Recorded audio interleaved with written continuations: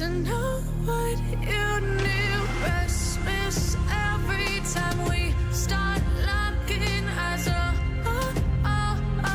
Lost control. Oh, it's paradise with honesty, but I'm in the dead of the night.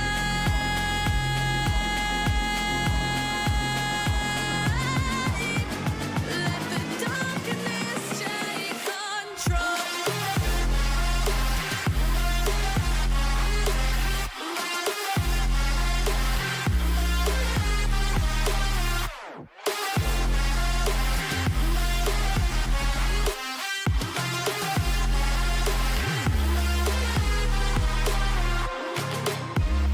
Let the darkness take control. Darkness take control. May the darkness take control.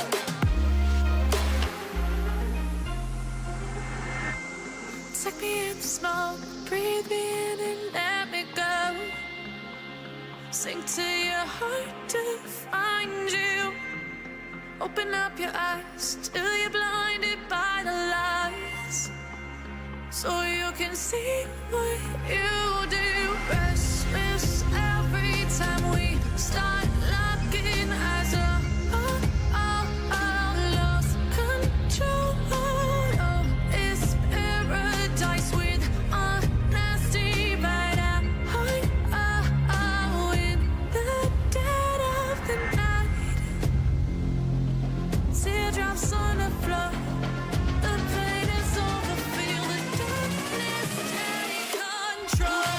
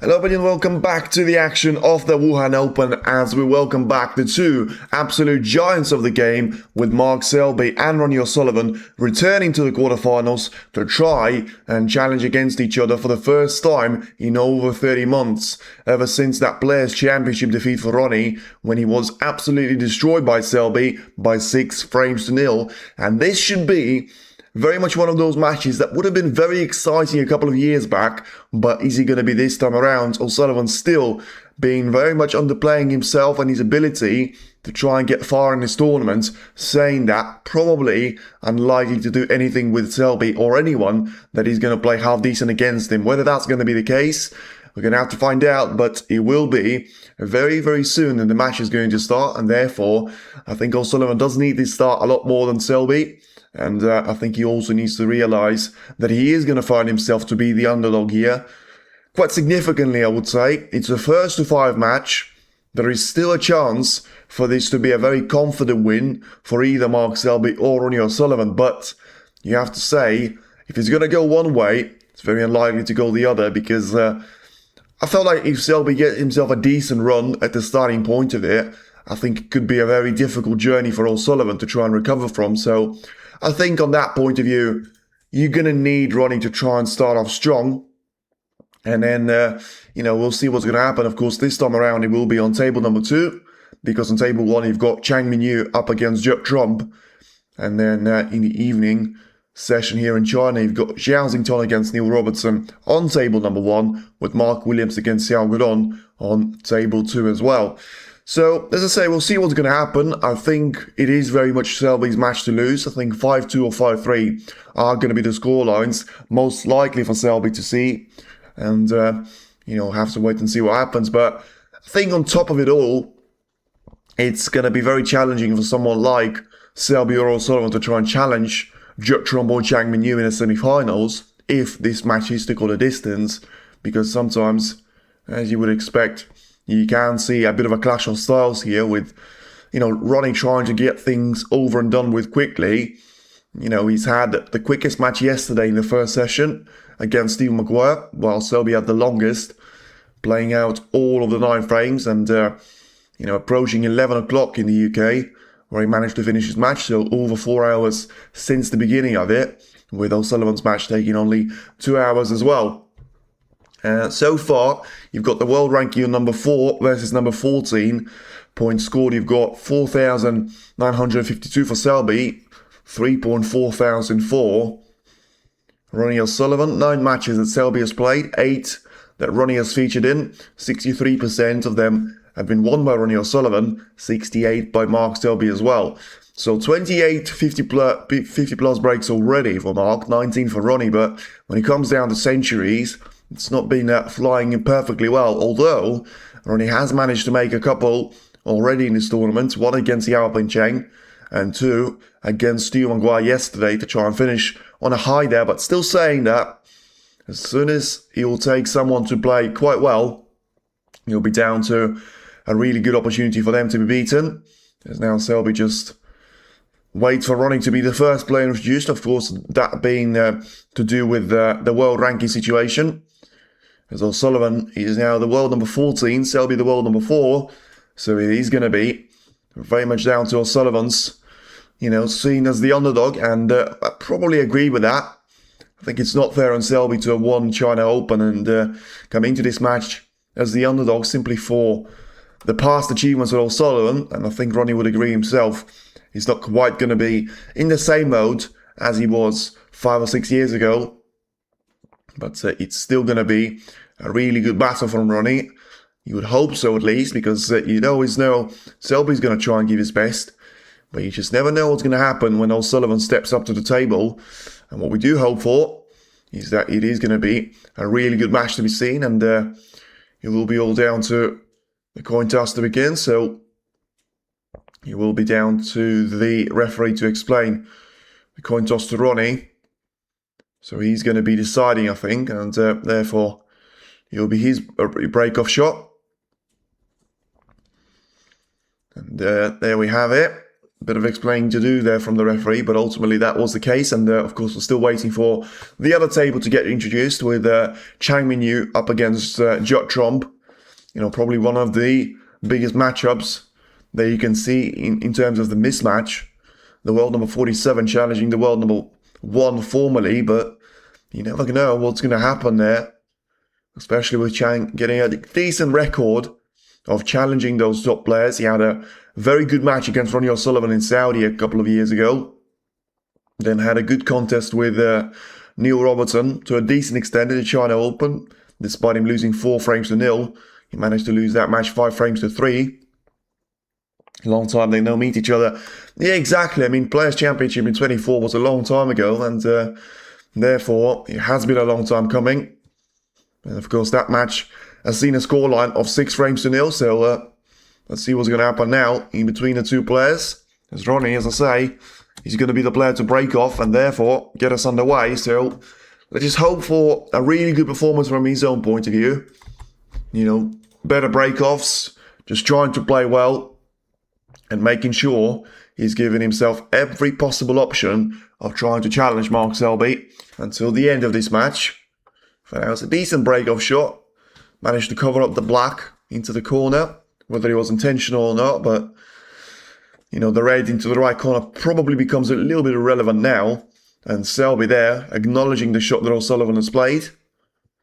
So clearly thinking about, trying to do something with that red, which, apart from maybe pushing the cue ball down the table, I don't really see anything else that he can do. So maybe he's going to try and play this red into the corner, get the cue ball away from the reds, and he gets a little bit fortunate with the flick off the blue, but in the end, you have to say he played a really good shot there, even though he missed out on the red. So it probably tells you everything you need to know about this. Even when Selby goes for a long shot, there will be a great chance of, him to have played that with an element of safety, as O'Sullivan didn't respond in the best possible manner, but still manages to keep the cue ball above the baulk line, therefore keeping the chances for Selby to try and respond with a good shot of his own to a minimum. And now just looking to try and take the cue ball off into the right-hand side of the table and just play that one off the right side cushion. Once again, lovely little job on the pace. Clearly had no intention of trying to bring the cue ball in behind the ball colours. So he just decided to try and play it as if it was a normal safety shot. Please, Ronnie, play like we know you can. Well, we'll see what's going to happen, but as I say, I think the signs are always promising with Ronnie at the starting point of the match, but it's what's going to happen next is always the question. He always seems to play defensively at the starting point of the match, especially against a better player, which I think no doubt Selby is right now, but it's what's going to happen next is going to be the big test for him, and for now Selby just trying to push one of those reds into the black. Played a decent safety there, and not sure if he's managed to cover the left-hand side of those reds, which were the biggest threat there in terms of the safety. Once again, no chance of a long shot ever since that opening attempt from Mark Selby, and I don't think these were the reds that Ronnie was playing for. At least it didn't look like it, and if they were, then he caught them a little bit too thick, but just about gets away with not forcing a red over the right corner. So Selby's now going to have an easier shot than usual to try and play a safety, but at the same time, he shouldn't really be down to, an attacking shot for him to have the ability to play. So then a careful brush off the reds on the right-hand side, play the cue ball to the top edge of the table. Well, I said you wouldn't really expect him to play an attacking shot, but he has managed to find a plant, although I don't think he's going to be able to get any more points out of it, apart from rolling the cue ball in behind the brown here. But you can see there, it's a smart shot there because he initiates one of the reds into the plant, therefore he manages to keep the cue ball to be pointing exactly the direction he wants to. And as I say, surely it's going to be a shot towards the brown here. Well, he's trying to take it, it would seem. So Selby, being the aggressive player, didn't work out on this occasion. Cashes one of those reds as well. So, I'm very surprised to see, but Selby is trying to outscore Ronnie here so far, which is a strange tactic for me. But yeah, we'll see what happens. For now, it's a chance for Ronnie to go for the red in towards the left middle, but yeah, I mean, maybe that's the reason why Selby feels he can outscore him, because that was a good chance for Ronnie to try and get himself into the scoring position. He didn't manage to take that red away. And now it's back down to Selby trying to cut the red past the brown and into yellow pocket. Selby already had 2 chances. Ronnie only had 1. Selby's about to get the 3rd one here to try and go for this red in towards the yellow pocket. And, well, whether he played that strategically or not, he left the red to be very much over the pocket. And as long as the yellow is not going to be intervening too much with it, Ronnie should be able to get himself on the score sheet. But yeah, so far, very, very sloppy from Selby. And, I mean, not a lot better from O'Sullivan, you have to say. But he's only had 1 chance. And you have to say that chance probably was a little bit worse than anything that Selby used to have. But more importantly, it's O'Sullivan now that finds an easy red over the yellow pocket. And, yeah, scoring some points in the first couple of frames will certainly help him a lot. Whether he's going to be able to try and go anywhere from that, we'll have to wait and see. But, of course, having a massive issue with only having 2 colours to be in their usual surroundings. Well, I mean, he played that shot pretty well, trying to disrupt the reds one from another. But is he on the reds into the right corner? It seems like he's got the red to be very much over the pocket, but the cue ball to be slightly lower than the red, which always makes it a very difficult cut for you to make. And I think he's going to be playing just for a safety now, realising that there is no real value in just trying to smash the cue ball into the top part of the table whilst trying to get this cut in. Or maybe that's something that he's going to do. Well, he's got to do something with this red, because that's the shot for you to play a safety shot from, because you can't just leave the red over the pocket just because you couldn't pot it. Doesn't mean that Selby won't be able to, but yeah, Ronnie goes for, you know, the safe approach and just tries to get that red away from the corner pocket. So far, very quiet start in terms of Bray building, but you also have to say it was linked to the horrid situation on the position there. And for now, Sullivan's still going to lead by 6 points to 1. And yeah, hopefully to try and find himself in a good position to score some good points here as well. Looking at the red to be taken into the left corner. Wait and see what's going to happen there, but at the same time, with Selby, it doesn't seem like he's got an easy safety shot on him now. You know, if he's going to be going for the left part of the table, he needs to be very, very careful of around 4 or 5 of those reds that he's going to be able to catch the cue ball on. And, well, it was a very tight line that he was taking, and in the end, he didn't take that line too well, although the cue ball has run towards the side cushion, which is going to make this shot a lot more difficult for O'Sullivan, but at the same time, you still feel there's plenty of work to do to try and get this red in. And he decided not to go for the one in a straight line. He wants to try and give himself an angle to try and work with. But in the end, doesn't have a red to be working with for now. And it seems like that red is going to go perfectly over the left middle. So in the end, yeah, that was the second chance that Ronnie had. The third one, I should say. And he didn't manage to take, you know, the previous 3 into any more than just 6 points. But you also have to ask the question of what can Selby do out of this red, because he's got a red to be over the middle. That's no question about it. But what's he going to be able to do when it comes down to the colours? Is he just going to be trying to force that cue ball through the reds and through the colours? Well, it was, but seems to have forced that one a little bit too much. And in the end, it's just going to be down to a shot in behind the green or just a safety in behind the yellow and brown. So far the scoring has been way below average. Not so much on the pot success for Selby as it has been for Ronnie, but also just down to, you know, the positional play not being great. And now we're only going to have 2 colours to be in available play with the yellow and the blue. So yeah, Selby seems like he's underrun a little bit there on the cue ball, leaving that red available to the right corner. I'm not sure if Ronnie's going to be able to cut this one in, but he'll certainly give it a go. And it's a brilliant long red there from O'Sullivan. Once again, let's see how close the cue ball is going to be towards the yellow. Hello there on my course, only listening for now.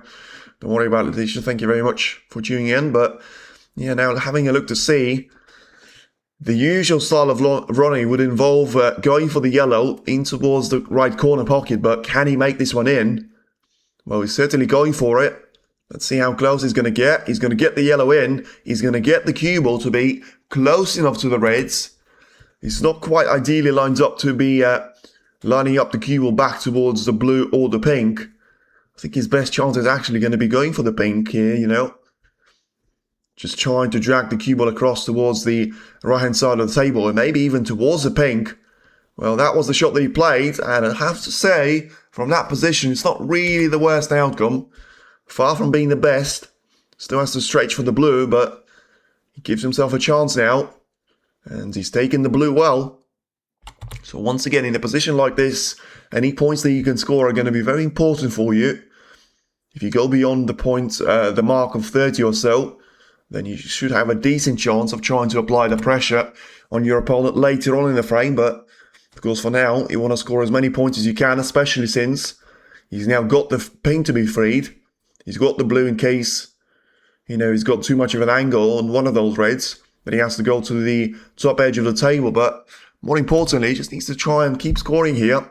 He's got 3 more reds available that he can easily take with the pink, you know, as long as he does some decent positional play. Although I say 3 reds, he's played one of the reds into the other, and now it's going to be all down to just 2 more reds that he has, and therefore just making sure that he goes to this pink in towards the left part of the table, making sure that he can drag the cue ball from the right part of the table towards the left, but didn't quite get the purchase that he needed. So, said he wants to get himself into the 30-point zone.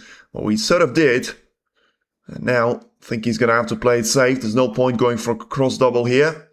And therefore, he will be just down to a safety shot. And 23 points scored in a position like this may not be the worst thing that's ever happened to him, because I think he automatically requires Selby to need pretty much every single one of those reds, being 27 points behind with 91 at the table, which is not going to be an easy thing to achieve.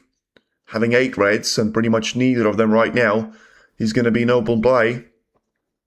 So we'll see what's going to happen, but still looking at a chance of trying to cut the reds towards the left part of the table. And Selby is for now the player that is struggling with safeties. And I'll tell you what, he has left the red to be taken into the left corner. I mean, he hasn't really played too many reds away. But yeah, I mean, Ronnie's just having to bridge very awkwardly over that red. Over the green and brown, I should say. So we'll see if he's going to be taking that shot on. But yeah, I mean, Selby for now seems like the one he's struggling. I'm not saying that Ronnie's playing really well, but I think it was always down to Selby playing well and Ronnie not playing well at the same time. Whereas I think Ronnie's been reasonable enough to be going for all the right shots for now. Potted some good shots as well, missed some not so good as well, but I think more importantly, Selby's just completely mishitting and butchering some of his shots in the most negative way there. Ronnie 5-3, come on Mark. Well, I'll tell you what, once again, what an aggressive shot that is from Selby. He needs to get the cue ball in behind the yellow. Well, I think he's done that now. So once again, I mean, Selby being certainly the aggressor there. But this time around, it seemed like it's worked out beautifully well. Because out of 8 reds that he had, he's now got 7 pretty much in open play. And Ronnie can't see the most dangerous ones, or he can, but can't do anything with them at this stage. So it'll be interesting to see on what Ronnie decides to try and achieve here. Well, it seemed like he was dragging the cue a little bit there, so let's see if the cue ball is going to find his way back in behind the brown. He won't, and he's now left all those reds available. Selby's been poor this tournament. Not really. You know, he didn't play his best match against Pang Jingsu, especially towards the later stages of that performance, but, you know, he's still been winning very consistently, so I don't really think you can say a bad thing about him. But let's see if he's going to be able to get this red in. He is. Drags the cue ball a little bit too wide on the pink. But as I say, he's going to be able to score some really big points here when it comes down to all the reds but one that he's got available to him. But as I say, dragged the cue ball way too wide on the pink, so he needs to recover well. And he has done. So the pink is going to be in. And once again, not the ideal positioning on the red to the corner, but he should have the red in towards the left middle. to try and get him out of trouble. So the 20 points is the deficit. So if you take away 48 points, how far is he going to be able to get? 57. So he's going to need every single one of those raids. But you have to say, apart from one, ever since that brilliant safety that he's played right before he got in with a chance, it's very unlikely to have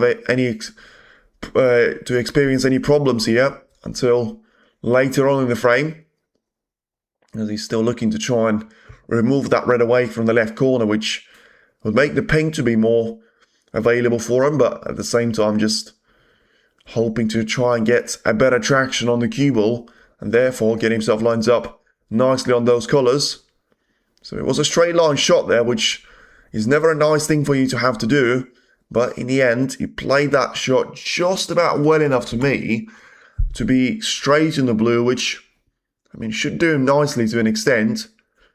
We'll see what's going to happen here though, as he's still got a long way for that cue ball to travel towards the right side cushion. So then backspin on the white, and maybe trying to use the jaw as well, or is he just going to try and stun the cue ball? He did. Well, stunning the cue ball was never an ideal solution here, because finding himself to be very much on the wrong side of a red is not going to be great news for him, but at the same time, he's just going to have to go and take the white the long way around, make sure that he gets the cue ball to be running towards the pink, and of course that means plenty of cushions to be used. Needs to avoid the contact on the pink. He didn't, but in the end he got a little bit fortunate there, and I say probably a lot fortunate. There was a hand of apology there from Selby, because he's got perfect positioning on the pink towards the left middle. Yeah, it's hard to say what he was playing for, to be fair, because I don't think the pink went towards the left corner, so he could not have played to try and get the cue ball around there.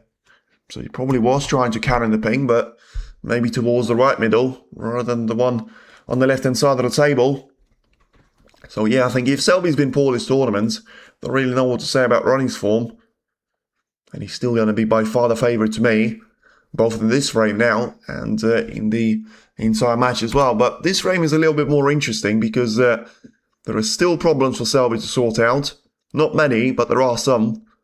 The reds on the left hand side of the table, which is about to be thought about there, you'll feel, from Mark Selby's point of view, since he's got two more reds available to him to be taken into the right and the left hand side of the table here. But at the same time, he needs to try and keep his eyes on that red, because he will need all four of those reds here. Too easy to, certainly one to be awkward, one to be very difficult, and needing some care to be taken off. We'll see if Selby wants to try and go for this red now. He's got the angle to try and achieve that, but whether he's going to fancy his chances of going for that red here, it's going to be another question as well. So the 7 points being the lead here for Selby. Can he try make that red in towards the left part of the table, drag the cue ball across, then lines up for the pink once again, and just make sure he gets the cue ball to be lined up with a better line on towards the green, on towards the pink I should say. So then 8 points is the lead, and this is when you'll have to be determined by what's going to happen. Can he try and get that cue ball across the right hand side of the table, maybe even played with a little bit of topspin, make sure he gets himself onto the red? Well, he seems to have just played that one full ball, and yeah, I think he'll be disappointed with the way that turned out to be, because he just cannoned the red away from the black block cushion, but at the end it didn't really give him anything from that, and it's still going to be a battle for those two reds. But of course he still puts himself 14 points clear, which was very important after being 27 points down. So now then, having a look at this red, I don't think he's going to fancy his chances to try and take that one all the way towards the top edge of the table. So he just carefully drags the cue ball towards the top side of it and makes sure that he's going to have some sort of cover on towards the yellow. But in the end, it is still a decent break there from Selby. It's probably not quite as much as he would have hoped for it to be. But at the same time, he hasn't left a lot of room for Ronling to try and exploit. And he will be down to just the safety on the red, trying to get the cue ball towards the left-hand side of the table. He didn't really want to cannon into the yellow on his way, but in the end, I don't think it's going to matter too much for him. And he'll be just down to a shot on the red to be taken into the left part of the table, but I mean, probably at the same time, he wants to try and put the reds quite close to each other, put the cue ball towards the right-hand side of the table here, and just make sure he does have the line of taking that red away from the cue ball, but didn't work out on this occasion. And once again, gets a little bit of fortune there off the blue, because he didn't just necessarily block off the pace of the white, sort of drag it across towards the right-hand side of the table, and Ronnie's still going to have an easy cross double and a safety shot, but he would have liked to be doing a little bit better there, because even though he's got those two reds to be right next to each other for company, but, you know, getting that cue ball to be a little bit wider and past the yellow and green would have put Selby into a lot more of a trouble. As of now, it's still an awkward shot to be played, but you feel like if Selby is going to be able to get on the right-hand side of those reds and not give away any free points here, then it should be a deal done for him, and he's actually going to be the one trying to apply pressure on O'Sullivan, because I think he's going to try and keep those two reds close to each other, which he has done.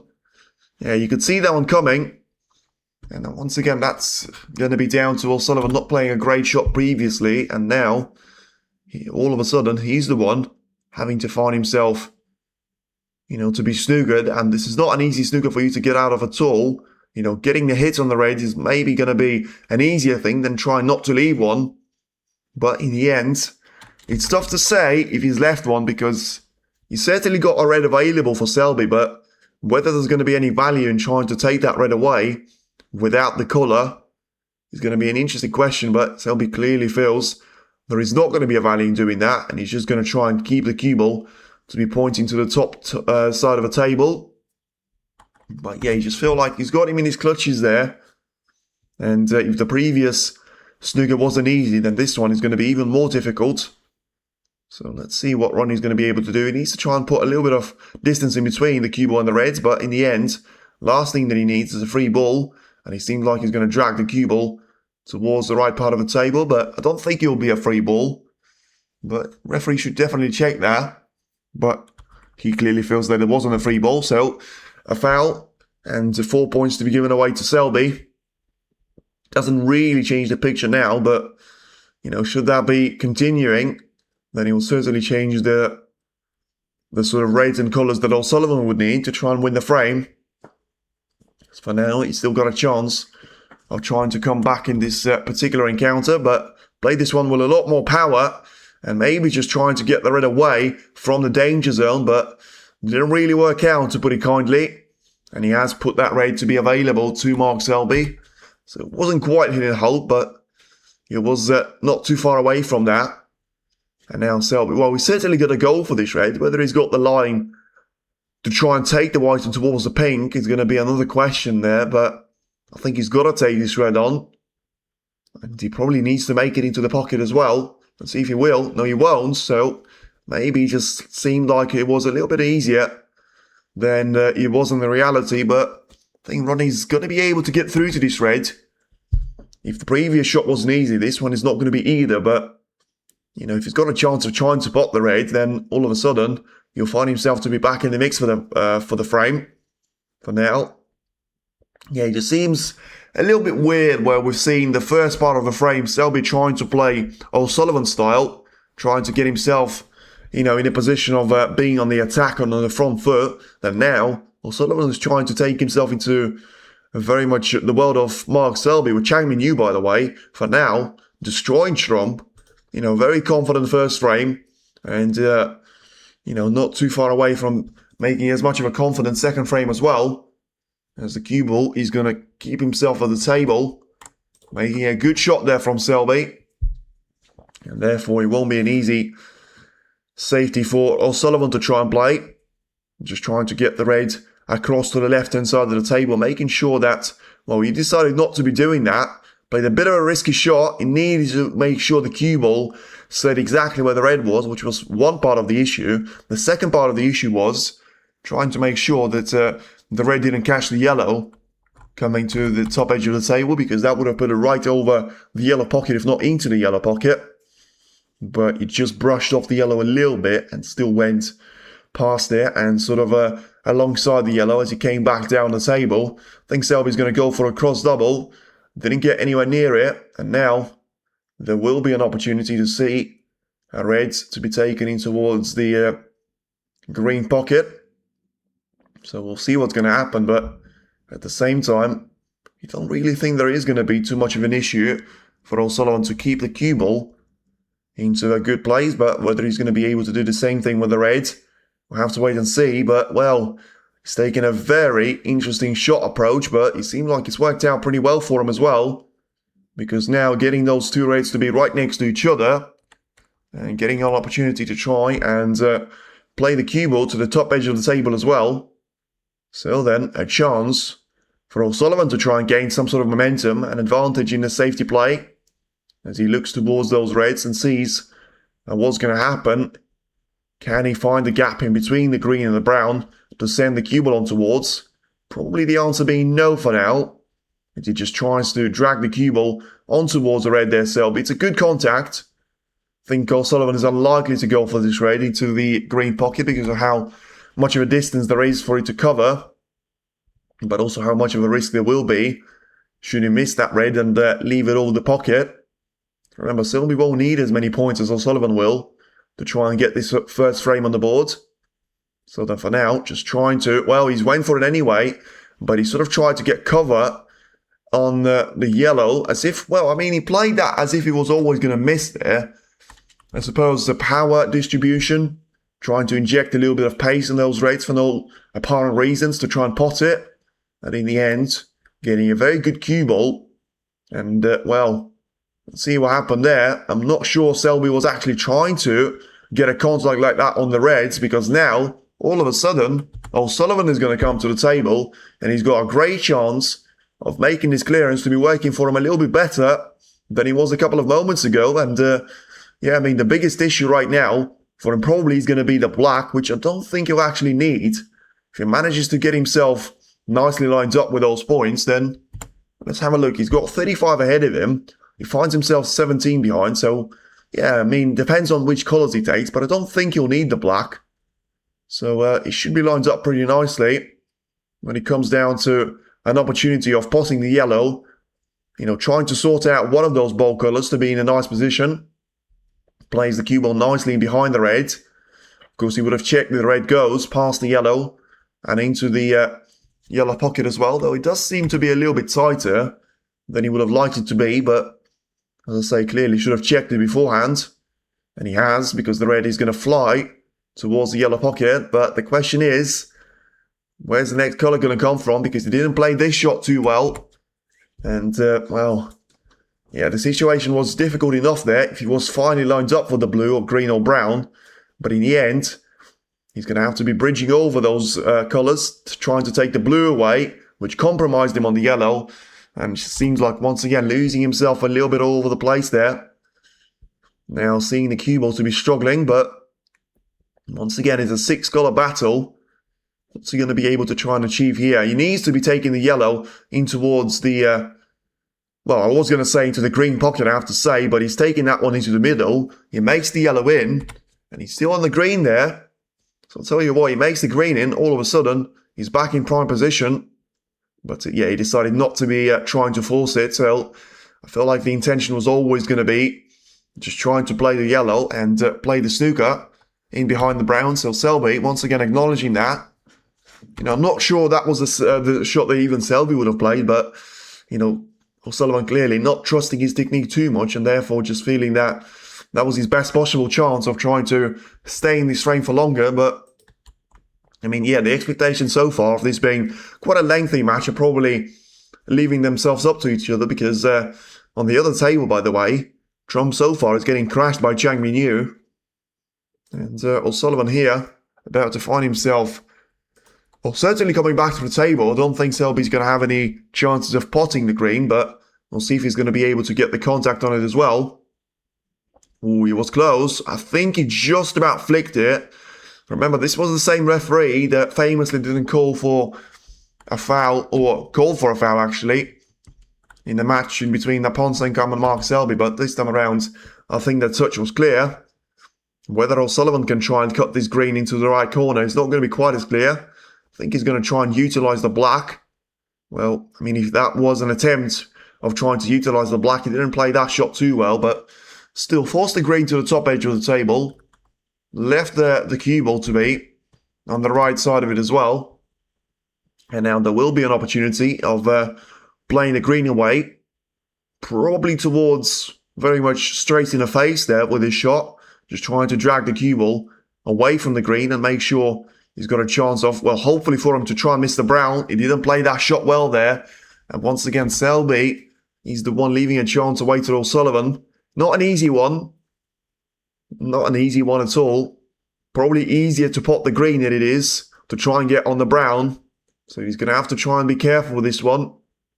We'll see what's going to happen here, but you just hope there will be a decent opportunity to try and get himself not just potting the brown, but also dragging the cue ball towards a position, potting the green I should say, but getting a position on the brown as well. He didn't play that shot like that, so he was always going to leave himself to be quite far away on the brown. And now just making sure the cue ball is about to get across the table and onto the right part of the table. But in the end, once again, just needing that extra shot that he had to try and play. Didn't work for him on this occasion, but yeah, of course, he's the one that finds himself behind, so Selby will need the black. And unfortunately for Ronnie, it does seem like all that hard work in this frame is about to be undone, because Selby certainly got the clearer line of the two of them. And yeah, that brown is not going to be anywhere near as far away from the green pocket as it should have been for Ronnie to be feeling somewhat safe. So a transitional shot from the brown on towards the blue is going to be the shot which determines whether Selby's got a straightforward finish line. Could have been a little bit nicer on the pace. He's over-dragged the cue ball a little bit there, but with the frame being 30 minutes, 30 hours, it's not been quite that slow.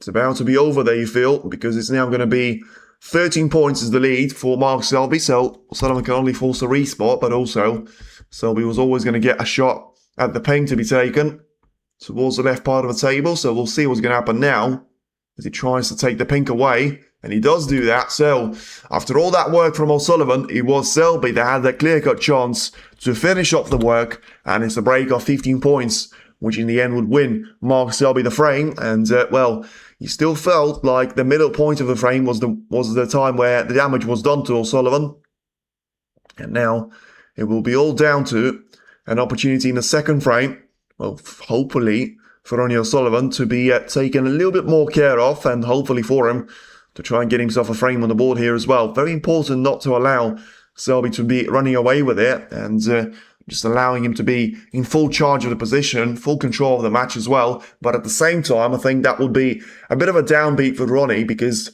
if he does find himself to be in that window where, you know, he's not going to fancy himself to try and go for those half risky shots, or, you know, half-hearted shots as well, then you feel like he's going to be in trouble, because at that time, Selby's certainly going to feel, well, he's the one to beat, he's the one playing better, and therefore he's going to be very much the man for you to try and stop later on in the match. So we'll see if that's going to happen, but for now it's a break-off shot from Selby. It's an interesting frame there, you have to say, because he had some interesting stuff going on in there, but I think the most important point, as I say, was the middle point of that frame. And, you know, at the same time, I think it was down to Ronnie putting up a decent fight there to try and make it so far. But at the same time, it won't really be down to, well, don't know, really difficult frame to call. But I think there was 3 points to it. First point was O'Sullivan getting himself at 27 points of a lead. But Selby was able to counter that very well, and you know, just making sure it will be down to a decent opportunity for him to just make sure he had the chance of getting those points away from Selby. He didn't work out too well, and he had to just make sure he had to take a step backwards and allow Selby to be coming back to the table.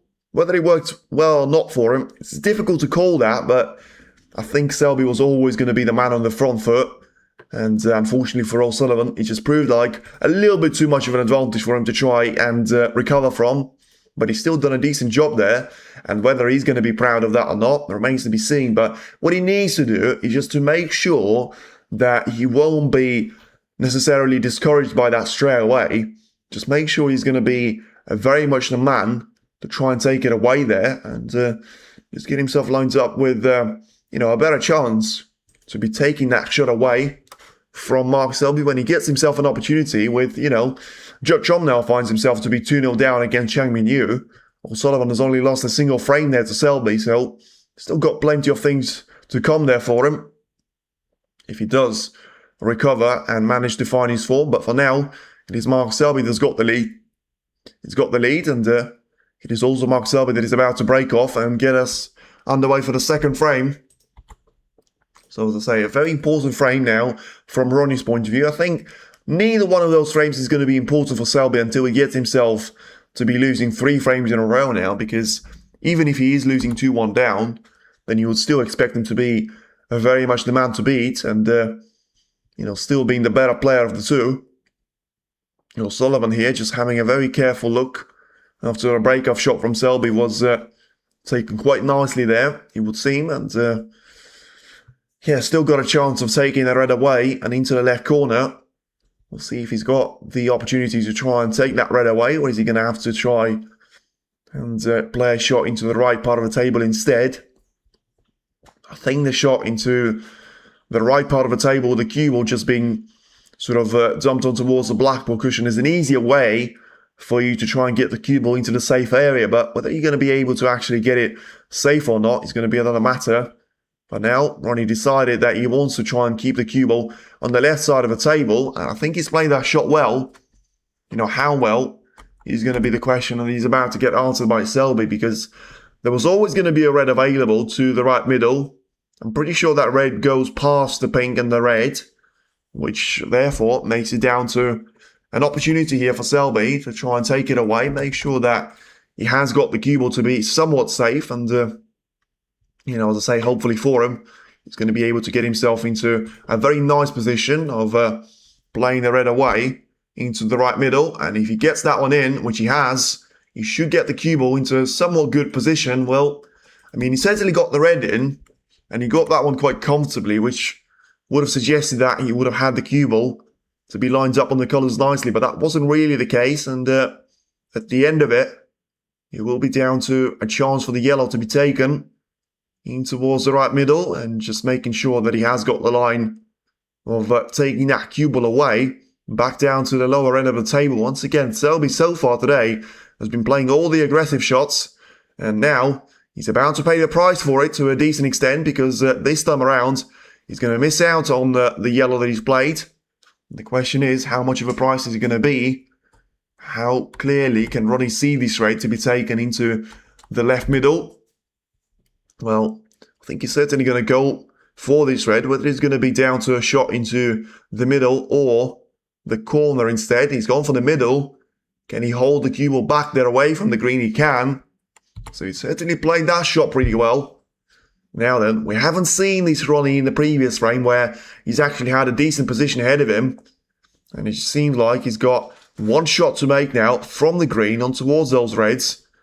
Yes, the black is out of position, but you felt like with the way those reds are situated around the black, it may not take too long for it to be available at least into one of those two pockets.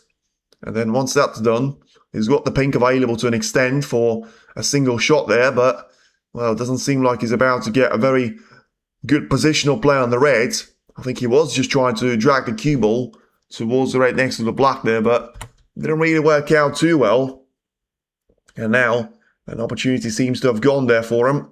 He's going to still try and go for the red into towards the right corner, but this is when frustration is going to have to start kicking in there.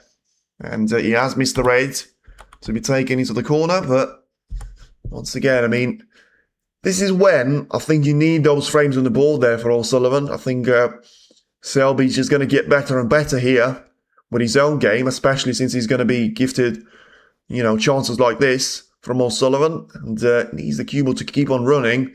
Didn't play this shot too well. Needed more power there, Selby. Taking the pink on will be not a risky shot, but a lot more difficult than he had to be. Taking the blue in towards the yellow pocket is going to be an easier way of doing things, but still not quite as easy as it could have been there for him. So let's see, trying to drag the cue ball across towards the right side cushion. Not going to be an easy thing to do, but let's see how well he's been able to hold the cue ball together. Pretty well is the answer. And depends on how many of those 3 reds can he actually pot into the corner. Will depend on how great of a chance he's about to get ahead of himself. And I think the answer is not going to be nice for O'Sullivan fans, because I think he's going to go for the reds lowest of them all. 60-40 in favour of Selby. 90-10 in favour of Selby to me. I genuinely can't believe the hype that Ronnie gets. He's absolutely nowhere near it. Not today. And he hasn't been on it for the whole tournament. One could say he hasn't been on it for the whole season here as well. I would be absolutely stunned. And as I say, I think it would have more chance of Maguire to be coming back against O'Sullivan yesterday than O'Sullivan's got a chance of winning against Selby.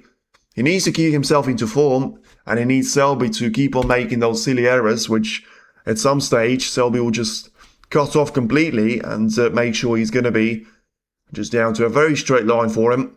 And for now, it does seem like, as much as I'd love to be wrong, but nothing in those 2 frames has made me feel like it is going to be O'Sullivan's game for the taking. He's had some good moments, but at the same time, majority of those good moments have come from mistakes from Mark Selby's point of view. And therefore, it will be all down to, if Selby steps up, Ronnie's going to have to try and step up even more. And I don't think he's got that step up in himself. As soon as he comes across a half difficult shot, he doesn't seem to be able to hit it anywhere near the target. And I will say it's an interesting way that Selby has played this particular shot. He's left himself with a plant, which, usually would be looking exactly in the pocket there. But I am a little bit surprised that he's gone for that plant now, rather than trying to bring a couple of reds into the open play there. Because if he makes a plant in, he got himself 3 more reds. But if he doesn't, then it's going to be a very bad mistake for him to be taking on. So he's got the red in, which, as I say, gives him that and 2 more reds, which makes 3 in total. And those 3 reds will take him around 54 points clear of Ronnie O'Sullivan. It depends on the colour choice that he's going to choose and go for. But this is the time for Selby, he clearly feels, because I think that was done on purpose, underrunning the cue ball for the reds. So he's going to try and make some more reds to be available to him. Needs to be careful on the position of the colour. And, to say that he's nicely lined up on the black would be an understatement. He's quite badly and poorly lined up on the black here. The reds are positioned quite nicely here. If it wasn't for the yellow, you could say they're positioned perfectly well. But yeah, it is a bit of a one-shot wonder here for Selby. Where if he makes a black in, he's most likely won the frame. But if he does mistake the black and, of course, playing for the red doesn't usually help you too much. Therefore, there will be a chance for Ronnie to try and come back to the table. But that was always looking wide. And let's see where the cue ball is going to finish. Well, that is very, very fortunate there from Selby. Well, that's not what he needed there, Ronnie. That is going to be just rubbing salt in the wounds there, because that is going to hurt. He had such a good position. I'm not saying he would have taken it, but it would have been the best chance that he had all match to try and take that position away. And right now, he's just going to have to try and hope that he's not going to leave the red over the corner, which is exactly what he's done. And now there will still be an opportunity for Selby to get back to the action straight away. And this is when, I think it is this first frame, well, it's second frame. And this is exactly why I think, Selby doesn't really have a chance to be losing this match, because he just made a big mistake. But what is that there from Selby? I said he can't really lose the frame. He can't lose the match. Well, if he's going to mistake a shot like that, he can always do anything there. To say that it was a sitter, it was a long shot sitter, but at the same time, he absolutely must have done better there.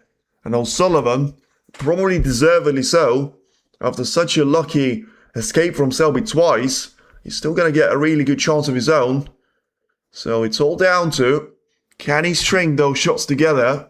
Because if he gets himself out of danger in this particular frame, you always feel like there is going to be some sort of daylight for him at the end of the tunnel, because there may still be a chance for him to try and recover the frame, and therefore you never quite know.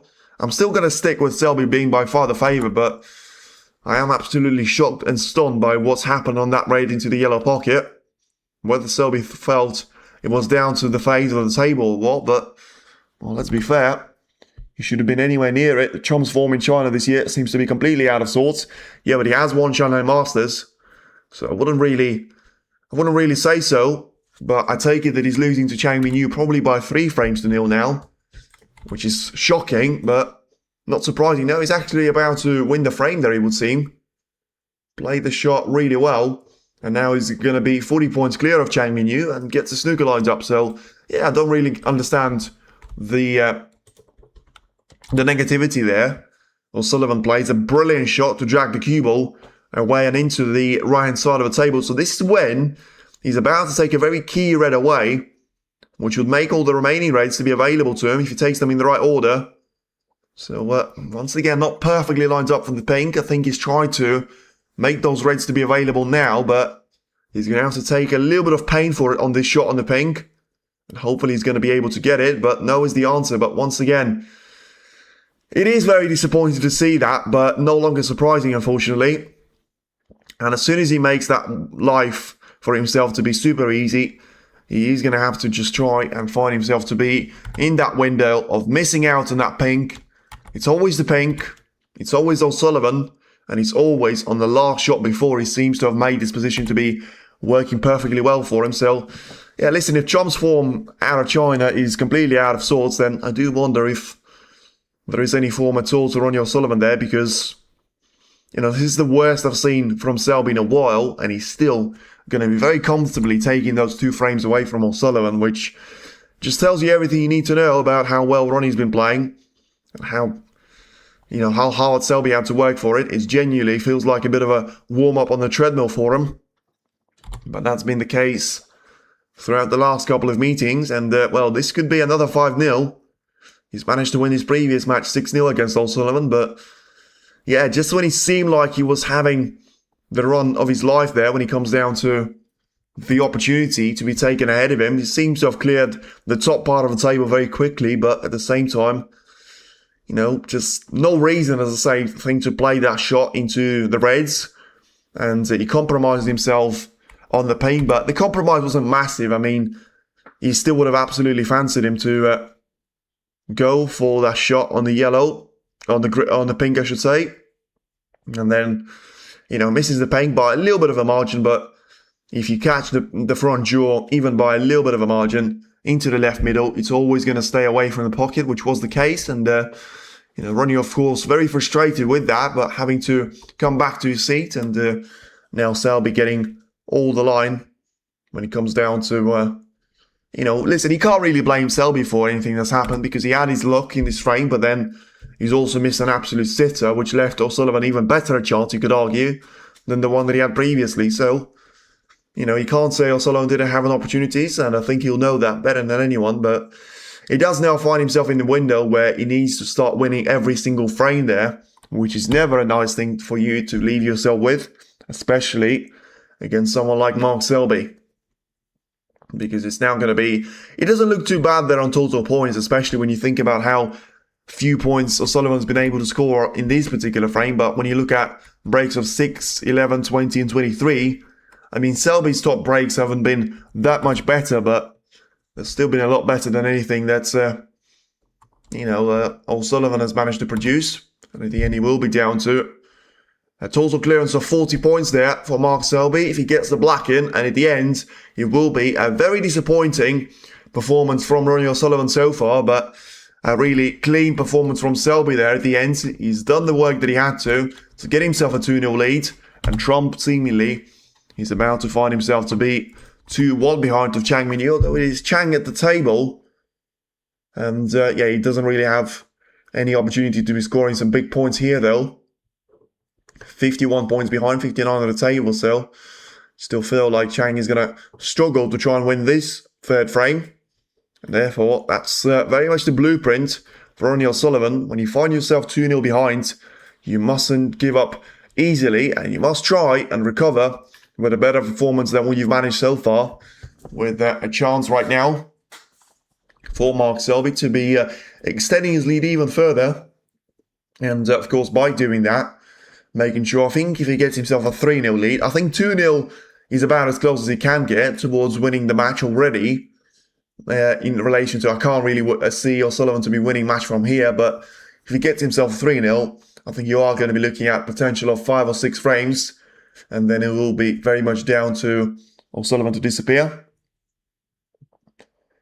Will Ronnie be catching the first flight out of China after this match? Well, certainly he ain't going to be playing in the British Open. I mean, I know he's still registered, but I think it's a little bit naive of people to think that he's genuinely going to fly from China to England in a couple of days' time, where he hasn't played in England for ages, apart from the UK and the Sheffield match. So I think he doesn't really have a lot of reasons to be doing that. And at the same time, I don't think he's got any sort of real motivation with his game to be doing that as well. So, yeah, I mean, the problem for O'Sullivan is that as soon as, and he was right in saying that, as soon as he comes across anyone that is half decent or he's playing well, I think he's going to struggle. And unfortunately, when you talk about grinding out the results, it's not really going to work against Selby, is it? And also, it's not going to work when you make mistakes like the one that he's made on the pink and like the one that he made on the reds previously into the right corner in that second frame. And there have been numerous more mistakes that you can count.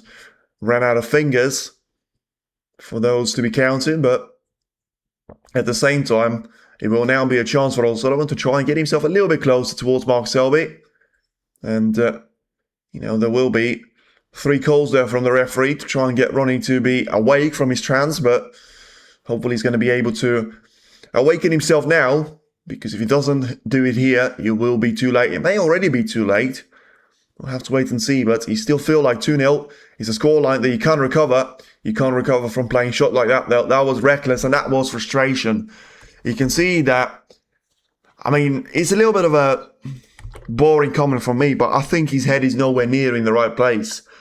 I mean, the referee had to call him 3 times there to go for the break-off, which to me clearly suggests that he wasn't thinking about the way that he wants to try and beat Selby, and then he just plays a shot with so much power, so much aggression there, if you like, cannons the blue full power, and lucky not to give a chance away.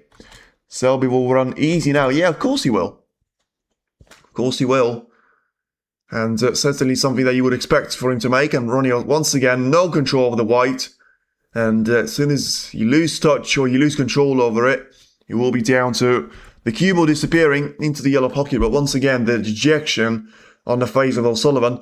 I think Selby may as well try and speed this one up a little bit. Frustration, I don't know what it is, but he's just managed to play 2 shots. On one of them, he caught the blue full ball. On the other one, he caught the cue ball into the yellow pocket there. So I think Selby will do everyone a favour if he just manages to speed up a little bit and just play aggressive shots there. And I mean that with no disrespect, but O'Sullivan's got absolutely no chance of outscoring Selby if he's going to play like this.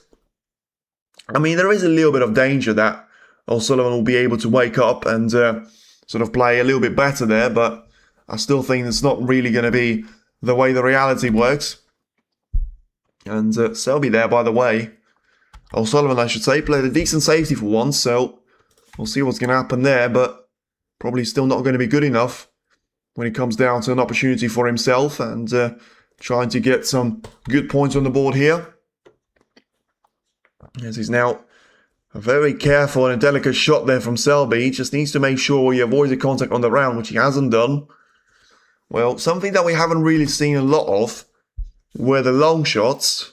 And I think we've seen a lot more of those from Mark Selby to be taken. So I think this is probably about as good as he can get with Selby to be leaving you a long red. So let's see if Ronnie's going to go for it. He will. He won't make it into the target though. And even if he had, still would have been nowhere near being on the collar. So one of those shots that wins you nothing, but loses you nothing as well at this stage, you would think, because the red that he's missed has gone along the side cushion, and yeah, now he's got a chance of taking that red away and into the right middle. You still feel there is going to be a chance of Selby just playing that safety shot towards the ball cushion, but there's not really going to be a shot which you can clearly see, which he's going to allow O'Sullivan to be getting himself a chance of passing the red in towards the right corner, running his hardest opponent in Selby. That is true, to be fair. I do believe in that, and you know, everyone remembers that World Championship in 2014. Still get nightmares about that pink that he missed in that 23rd frame.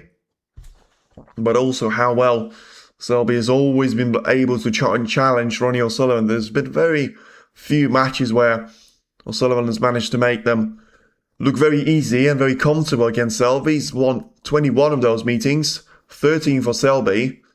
But he's been winning a lot of them recently.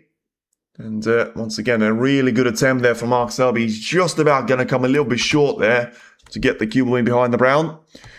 Which match will be calling next? It will be down to Zhao against Robertson. So the battle for the world number one. The world number one against the world number two live. O'Sullivan, once again, is absolutely all over the shop. Somebody should drag him out there. Because he's just had a straightforward safety there, you have to say. Because, you know, Selby was unlucky not to give the cue ball to be behind the brown. But in the end, the cue ball found the jaws of the left corner. And now it's gone all the way towards the right table. And I'll be very surprised if Selby doesn't have a chance to be going for the red here as well. But yeah, I think Selby knows better than anyone. He needs to make sure, and he's clearly had two opportunities there. He could either try and make it as quick of an ending as possible, or he could try and make it as, yeah, I mean, this is genuinely done. I mean, I don't know what, listen, at this stage, you have to call it for what it is. I don't know why he plays matches.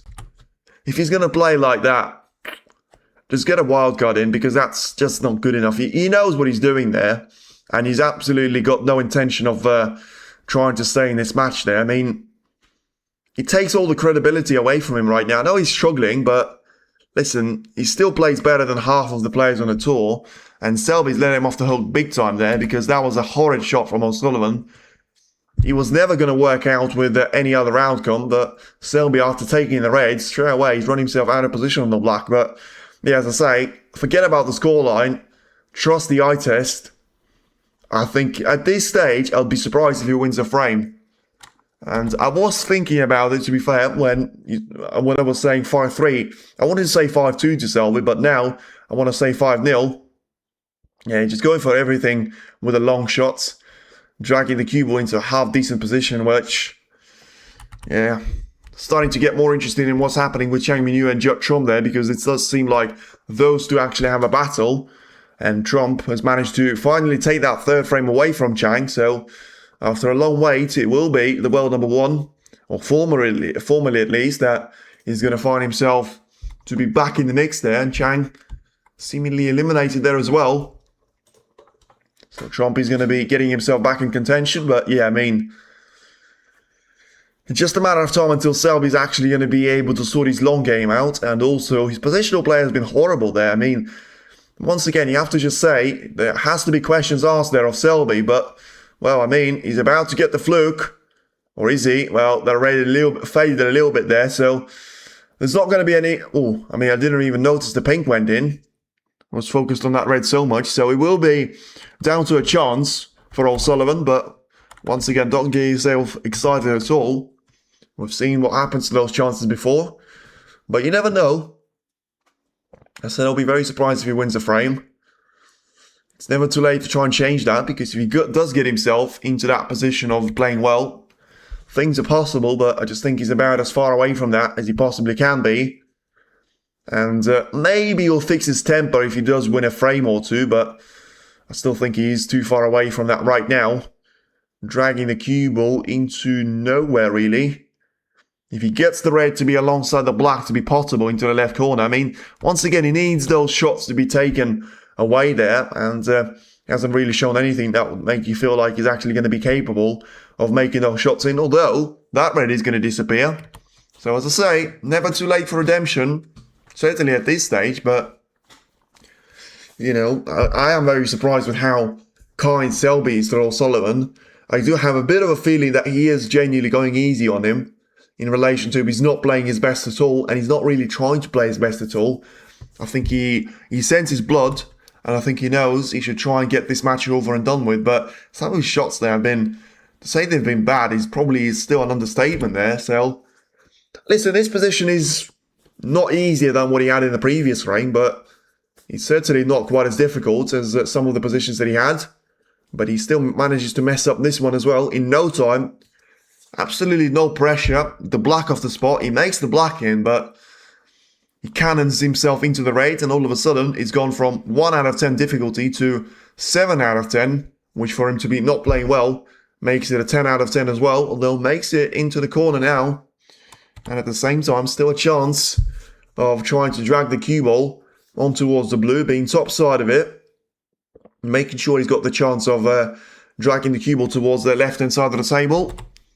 Making sure he's got a chance here of trying to get the red away from the black as well, which wouldn't really influence the position of the black massively, but at the same time would allow the cue ball to have more control over it. And, well, listen, there's a reason why you say, you know, Ronnie should play more matches there and try and play more tournaments, because if he gets himself to be playing and he gets himself in amongst the reds, he could always try and turn the form around there. Going easy on him because he's out of form. No. What I'm saying is, I'm not saying that Selby's not necessarily not trying at all. It's not what he is, and it's not who he is, and the sportsman that he is. But I think he could genuinely make this a lot better of a performance from himself in relation to the scoreboard. I think the scoreboard doesn't really tell how badly Ronnie was playing out there in those 2.5 frames, and therefore I just think Selby needs to try and do something different here in relation to, we'll see what Ronnie's going to be able to do with this frame, as he's now going better than anything that we've seen. Played a nice little split, which, you know, at that stage you couldn't really go wrong, apart from him missing the black, which we've seen already. But yeah, you just feel like with Selby, he doesn't need to be allowing Ronnie back in the match here, because by doing that, it's not even down to the scoreboard. It's going to be down to, if you allow Ronnie to win a frame with a single visit to the table, you probably allow him to get some sort of form in himself. Some sort of form means a little bit of confidence. A little bit of confidence. He's going to accumulate all those things together, and Ronnie is going to become dangerous again. I still think he is nowhere near to be in the form where he's going to be able to challenge Selby, but you know, when he comes down to mark, I think he should play a lot better. I think his long shots have been non-existent, and when he goes for them, he misses them by a long mile. I think his positional play has been pretty much every bit as bad as Ronnie's. I think his pot success has been a lot better ever since, you know, the first couple of shots in the first frame. He's been able to recover that pretty well. And yeah, Ronnie didn't really have the answer to that, apart from, of course, the break that he has right now. But, you know, it's a really good position that he inherited, but you still have to give him credit. There wasn't a shot or two that he played pretty well, and now all of a sudden, he's got the frame ball in, so it's a mistake from Selby to be allowing Ronnie to have the chance like that, with, once again, a reckless shot that he played, leaving that red over the corner. He's always dangerous to O'Sullivan, and now, you know, we'll see just how well he's going to be able to respond after this frame, because I think the further this goes, the more Selby will realise that it was purely self-inflicted, so I think he's going to try and recover from that pretty well, and therefore, you know, there's still a potential chance, which is incredible to be saying, but there is a chance for him to make a century break. He's got 2 reds completely out of position, which we'll need both of for that to be the case, and he's trying to bring one of them into the open play. Didn't work out too well, but he's still got some sort of angle on the blue. So let's see what his decision is going to be. He's taken more time on this shot than he has in all the previous ones, it would seem. So just trying to get the cue ball to be lined up with a straight line on the red. So clearly seeing those type of shots to be made there from the likes of Xiao Guodong, Chris Wakelin and Mark Williams before in this tournament. But you see, once again, I mean, it's a brilliant shot there from O'Sullivan. And this is what I mean there. One frame is not necessarily going to change the whole picture of the scoreboard or the match, but you may just kickstart his form. And it's not something that you want to be doing if you're going to be 2-1 up there, because a 2-0 is a very dangerous lead, but at the same time, it would be a really good way for O'Sullivan to try and finish off this frame with a century, but I think that rest shot into the corner was a little bit too much to ask, but still, as I said, I was going to be surprised if Ronnie won a frame until the end of the match, with how badly he was playing. He has managed to do that, and now it seems like it will be a 2-1 of a deficit with, on the other table, Chang Min-yu seemingly taking Watchalong apart there. Although, just as I say that, body language suggests that he's running himself out of position there, Chang. So, yeah, I mean, the match where he was probably promised to be there with Chang Min-yu against Watchalong, where you've got the world number 44, 47 trying to challenge the former world number 1, who is going to lose his rank of the world number 1 unless he wins this tournament. I think that much you can say, because you've got Selby still to be a very firm favourite against O'Sullivan. You've got Robertson and Zhao Xingtong to be playing against each other in the quarterfinals. Whoever wins going to win this tournament. Hope the more is coming rapidly so. Yeah, I mean, the weird thing about it is that 5 minutes ago, you think Ronnie's all over the place. He's got no chance of winning this match, and all of a sudden, he's managed to bang in a break of 87, which I'm pretty sure is pretty much, twice as high as anything that Selby has produced, which is weird. But yeah, I mean, it was self-inflicted because Selby literally left him a red over the pocket, which is the last thing that you need to do in those circumstances. But at the same time, you have to give credit to Ronnie. Some of the shots weren't easy, and a lot of those shots were missed beforehand. So, he certainly managed to do something well in that frame, and had a couple of really good shots, had a couple of decent ones as well. And you accumulate them all, add them up, all of a sudden, you got yourself a decent picture out there as well. So we'll see what's going to happen. But yeah, I think Ronnie's not necessarily back in the mix. I still think it is Selby's game to lose, and he will be until Ronnie finds himself ahead in this match. And even then, I still think it is a bit of 50-50. Ronnie's big ego is trying to entertain, wants to put everything and clear up. Well, I think there was no harm in doing that in the previous frame because the frame was already done. And, he was just looking for a century break, and he was always going to have to come across two very difficult raids, which I think he's managed to handle that pretty well. But as I say, two highest breaks from Selby, 40, 40 and 41. You take 40 and 41 there, it's still going to be lower than 87 from O'Sullivan, which, it's going to be some sort of a positive for him. But I think, as he always said 10 or 15 years ago, it's not really down to you making a break of 70 and he was talking about it as, just entering the Pro Tour and just being very much at the start of his career when he was 16, 17, or probably even 15, saying that it's not really the break of 70 points which makes you feel like you are a great player. It's that ability to make a break of 70, 80, 90, and 100 all one after another in random order. But just make sure you get those breaks consecutively, and you do have, the realization that it's not been the fluke for you, and it genuinely was down to your performance.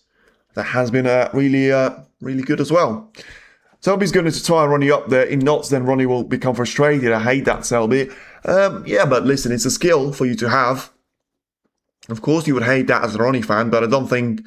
Well, let's see what the response is going to be, because I see where this is going. Well, this is exactly what I said. Don't get yourself excited too much. But I think we're about to get a very quick resolution to this particular frame, because Ronnie straight away, on the back of the previous frame, clearly decided to believe in himself. And, believe himself too much a little bit there, because he's now left the raid available after a very tricky long shot, which I think Zhao Xingtong would have thought about for a minute or two, whether he wants to try and take that one away. But, yeah, I mean, something that Selby has done, which was a very poor mistake from him, was to leave a red available to O'Sullivan, very much over the pocket. And O'Sullivan, after being the one that managed to take full advantage of that, has basically done the same thing to Selby. As Mark now managed to play a decent shot on the red. It wasn't quite in the pocket, but he was still way too good of an opportunity for Selby not to be taken away. But the position itself is quite an interesting one, where you're going to have to say he's got the black and the pink to be sort of available, but at the same time, they're going to have limited availability there because, with the pink, as soon as you pot it, you may be able to struggle to try and find a target there. But top player needs to go toe to toe, not playing like a loser like Selby. Yeah, but I think that's just hate. There's not really a rule in snooker which says you have to be playing aggressively there, because it's going to overhaul the whole point of snooker. By the way, to anyone that hasn't heard, Mark Cullen has withdrawn from English Open and British Open. So, I mean, listen, when you withdraw from 3 tournaments in China, one of the biggest pay tournaments as well, it is massive, but with Mark Cullen, something's definitely wrong there, and it's very serious there, it would seem, because he's now going to miss 5 tournaments, I should say, at the start of the season, which is a large number of tournaments to be missing there, especially as the world number 12. He's still going to keep himself as the world number 12 for now, but we'll see for how much longer, if he's going to be missing out on the likes of British Open and English Open as well. Told you about Ronnie, his long putting is finished. Yeah, but I think his IQ is finished, to be honest with you, if he's going for shots like that. Because that's exactly what I said. You know, that form can kickstart his playing ability and get himself right back in the mix with Selby. But is he going to? Is going to be a whole different question. And, you know, if Selby wins this frame, he's managed to fully recover from that mistake that he made in the previous frame. And therefore, it all becomes irrelevant by what Ronnie has done. And I think Selby's going to run himself out of position on the black here, which is a bit of a bad news burden for him. I think he might have to, well, he's definitely going to have to go for the pink. It's interesting to see what he's got planned in relation to the reds, whether he's going to have to try and drag the white towards the reds at the lower end of the table, because they will make the pink missable, and he's missed it. Well, out of nowhere, seemed like Selby was very much cruising towards a decent break of a frame there, but all of a sudden, once again, it just seems like he's out of form there, Selby. The question is, can Ronnie be the man that steps into any sort of form? Because I still think the further he gets into the match, the more he's going to actually try and take time on those shots. Well, at least that's what I hope, because if it's not going to be the case, then you don't really have any hope. But Selby, as I say, he's been playing horrific snooker, and some horrible shots that he missed. Some of them probably as bad as anything that Ronnie missed as well. But I think the volume of those mistakes and the ability to recover from the second or third attempt has been a lot better than what we've seen from O'Sullivan. But still, doesn't seem like it's going to be good enough for him to try and get a clean sweep of this frame. And Ronnie there gets a little bit of a nerves, but, well, I say a little bit of nerves. Can he try and get through past the reds onto the black? Well, he can, but needs to be sharpening his mind up a little bit, because that was close. And you don't want anything to be as close as that for the rest of the frame. Let's see what Ronnie's got now. Ronnie's dead. Well, still standing in this frame. And therefore still standing in the match. Because if he does win this frame and go to the intermission, oh my. Selby's going to have to come up with the answers, because O'Sullivan is probably still going to be showing the same sort of form there to himself. But I think Selby's going to have to step up big time, because you can't just leave it down to Ronnie not playing well. It's not what it's all about, especially against someone like O'Sullivan, especially in the quarterfinals. But for now, it's a brilliant shot there from O'Sullivan. Look at that for a shot. That is vintage O'Sullivan. And that was absolutely brilliant to get those reds away from each other. And absolutely out of nowhere, he's now got a position which usually 9 times out of 10 would win you frames. Let's see.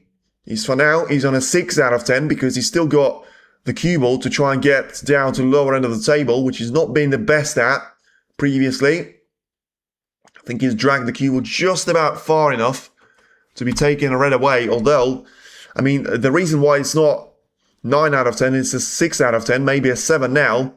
Although back to a 6 as he gets the cue ball back to the ball colours, is that he's got the pink and the black to be hampering each other badly. And when I say badly, it's one of the most awkward positions that you could find themselves at, because you've got one of the reds to be guarding the pink. The pink itself is guarding the black, and the red that is covering the pink is being guarded by another red. So it's a whole sequence of those problems there, just accumulating on O'Sullivan. There is good news though. He's put a red safe after that brilliant split of the pack, and if he gets one more red in, Selby will need that red on the side cushion. Ronnie won't. So that does put some sort of insurance on his shoulders. But I think he's about to play a very important shot here, O'Sullivan, because he's going to try and play for the black, which means his positional play has to be perfect and spot on. And yeah, once again, a little bit of ease there starting to come in. Getting those reds to be disappearing straight into the pocket. And now getting a really good positional play on the black as well. Just needs to try and keep them coming. And then he's going to be able to find some sort of form there. But once again, the transition that we've seen from O'Sullivan from the start of the previous frame to this one. It's been absolutely staggering to watch. But as I say, just because you pot the black once doesn't really mean anything, because he doesn't remove the other reds around the black there. So he needs to try and do the shot again. And then at that stage, this is when I think he's going to play for one of those reds, which should get the black to be a little bit more available, and therefore make the pink to be in a better position as well. So for now, top spin on the cue ball. And, well, he's sort of taken a little bit of the angle of the potting but he's managed to sort out all of his problems with a single shot there. Once again, some brilliant scoring there from O'Sullivan. And he's now managing to find himself to be in lineup for the black to be taken in the left corner. And all of a sudden, he's about to make 2 breaks of 50 plus there in 2 consecutive frames, which I'm not sure he's done too many times so far this tournament. Certainly, if he's going to be able to match the previous break of 80 points. Pretty sure he hasn't done that for the whole tournament as well. But what a turnaround this has been. Out of nowhere, no form, horrible frustration, plain hidden hope shots for fun. Selby not being able to take that charity away from O'Sullivan, and now 43 points clear, 43 at the table. Even though Selby had a 17 points lead, he wasn't able to take that one away with him. And now Ronnie O'Sullivan is going to take the frame away from Mark Selby once again. Brilliant scoring here on some of those shots. And, don't think he's got enough points for a century break. He's going to have 98 is the maximum that he can achieve if he takes the straight along the black ball cushion, along the side cushion. And he's played that one well. Just about rolls the red in. So still, as I say, playing brilliantly well for this total clearance to be made possible. And all of a sudden, as I say, no time in between the end of the second frame. And now, all of a sudden, Ronnie O'Sullivan finds himself to be right back in the mix. Just an hour and 20 minutes. With the first frame taking over half an hour. You have to say it's been great pace there to this match. Especially from O'Sullivan's point of view. And now, the breaks of 87 and 71 points and counting do leave O'Sullivan to be the only player still with a break of 50 plus, and now with a great chance of trying to make it a total clearance in this frame as well. 2-all. The Rocket is holding out launch, but the intermission could range the moment off. Agree, but I think, Selby needs to come up with the answer here, and I think it doesn't really matter whether it is the intermission or not. He would have had to completely reevaluate of everything that's gone on with him, but you have to give massive credit to O'Sullivan. Listen, you have to give him stick when he doesn't play well. You have to give him credit when he plays like this. This has been absolutely brilliant of this particular break, and this is certainly going to be on the highlights reel. He's playing well. Can he try and keep this form and try and keep Selby quiet? Because it is the formidable total clearance of 96 points out of the impossible position that it would seem that Ronnie O'Sullivan was able to make 185 points at the end with a brilliant performance there against Mark Selby in those 2 frames. And Chang Min-yu there still battling against Judd Trump in that 4th frame. We're pretty much a frame behind of Chang Min-yu and Judd Trump. Now we find ourselves to be in a very interesting position. And by the way, talk about interesting position. Let's just stay on this one for a while. Chang Min-yu has just spotted the pink for the frame ball being the black. Let's see if he can get the position out sorted. I don't think he can. Well, to be fair, the cue ball just about slowed enough in time. He can roll the black in. This is going to be for a 3-1 lead. The final black. But of course, the problem here is that if you play with no pace, very likely to leave the black available. He should be taken 9 times out of 10, and he just about squeezes that one in. You could see he had no confidence in that at all, but he does squeeze the black in, and now the former world number 1 is going to find himself in trouble, and it is Judd Trump 1 and Chang Min-yu 3, as the player from China adds himself to be into the favourites list to try and make it to the semi-finals now, as it's now Ronnie O'Sullivan 2, Mark Selby 2, as the break starts pretty much simultaneously in the other table as well, with Trump trailing to Chang Min-yu by 3 frames to 1. See in around 15 minutes time, stationed in. There is more action to come, and hopefully Ronnie will be able to try and bring the form that he's shown in the 3rd and the 4th frames very much back for the remainder of the match as well, to try and challenge for only the second semi-finals of 2026. Stay tuned in, as I say, more action yet to come.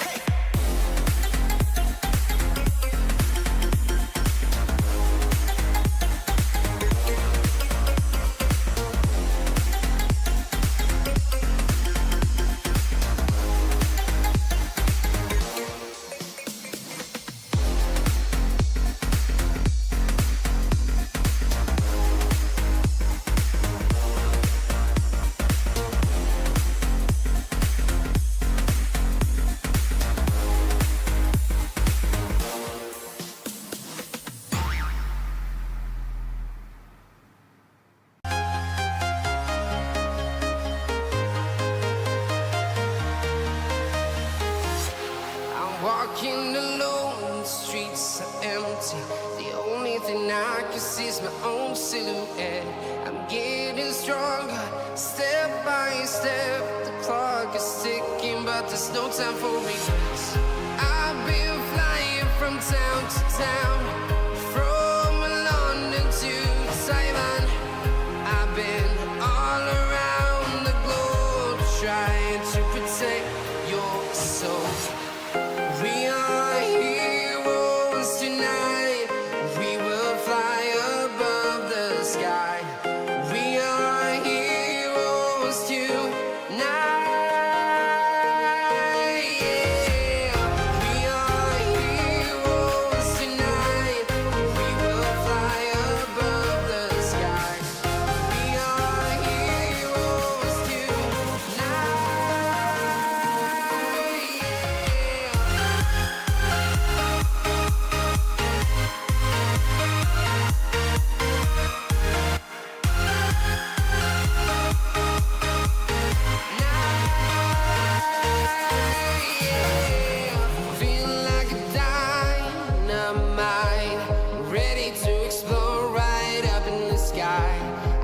need you to listen, I need you to hear, and don't show any fear. I've been flying from town to town, from London to Taiwan. I've been all around the globe trying to protect your soul. We are heroes tonight. We will fly above the sky.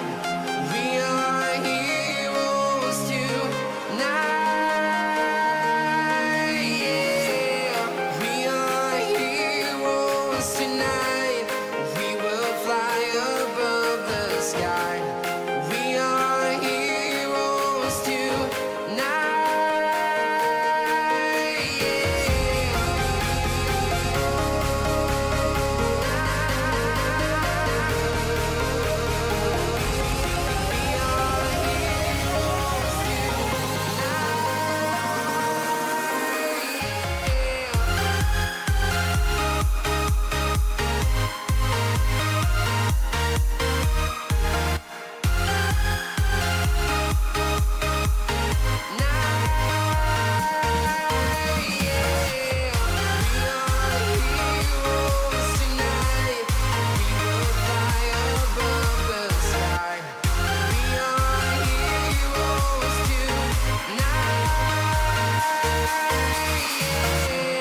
I've been flying from town to town, from London to Taiwan. I've been all around the globe trying to protect your soul.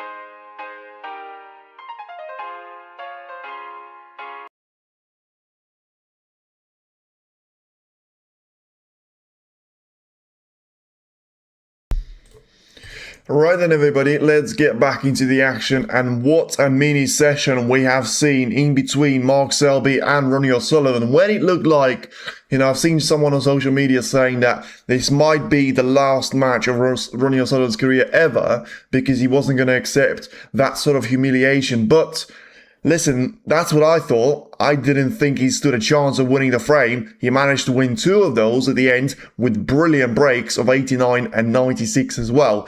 As now you can see, he is miles away from Selby when it comes down to stats, with ball spotted and points scored. Highest breaks. His highest break is more than twice higher than anything that Selby has managed to produce. But as you can see, I think with Selby, he's been more consistent. He's had breaks of 40 3 times in this match, 40 twice, and 41 on the third occasion as well. But listen, I think the intermission has come at a bit of a bad time for O'Sullivan. I think there is no doubt about it. But I still think there will be a massive change for Selby's point of view, the way that he wants to play the game. And therefore, I think Ronnie would have had to readjust anyway. But we have seen, just because he's had some brilliant positional shots and his spot success has improved massively in the third and fourth frame, you mustn't ignore the fact that he's been dreadful when it comes down to his snooker IQ before the start of the break. 2 times he's gone for those long reds. Numerous safety that he looked like he was attempting to butcher on purpose, and he was just not playing well at all.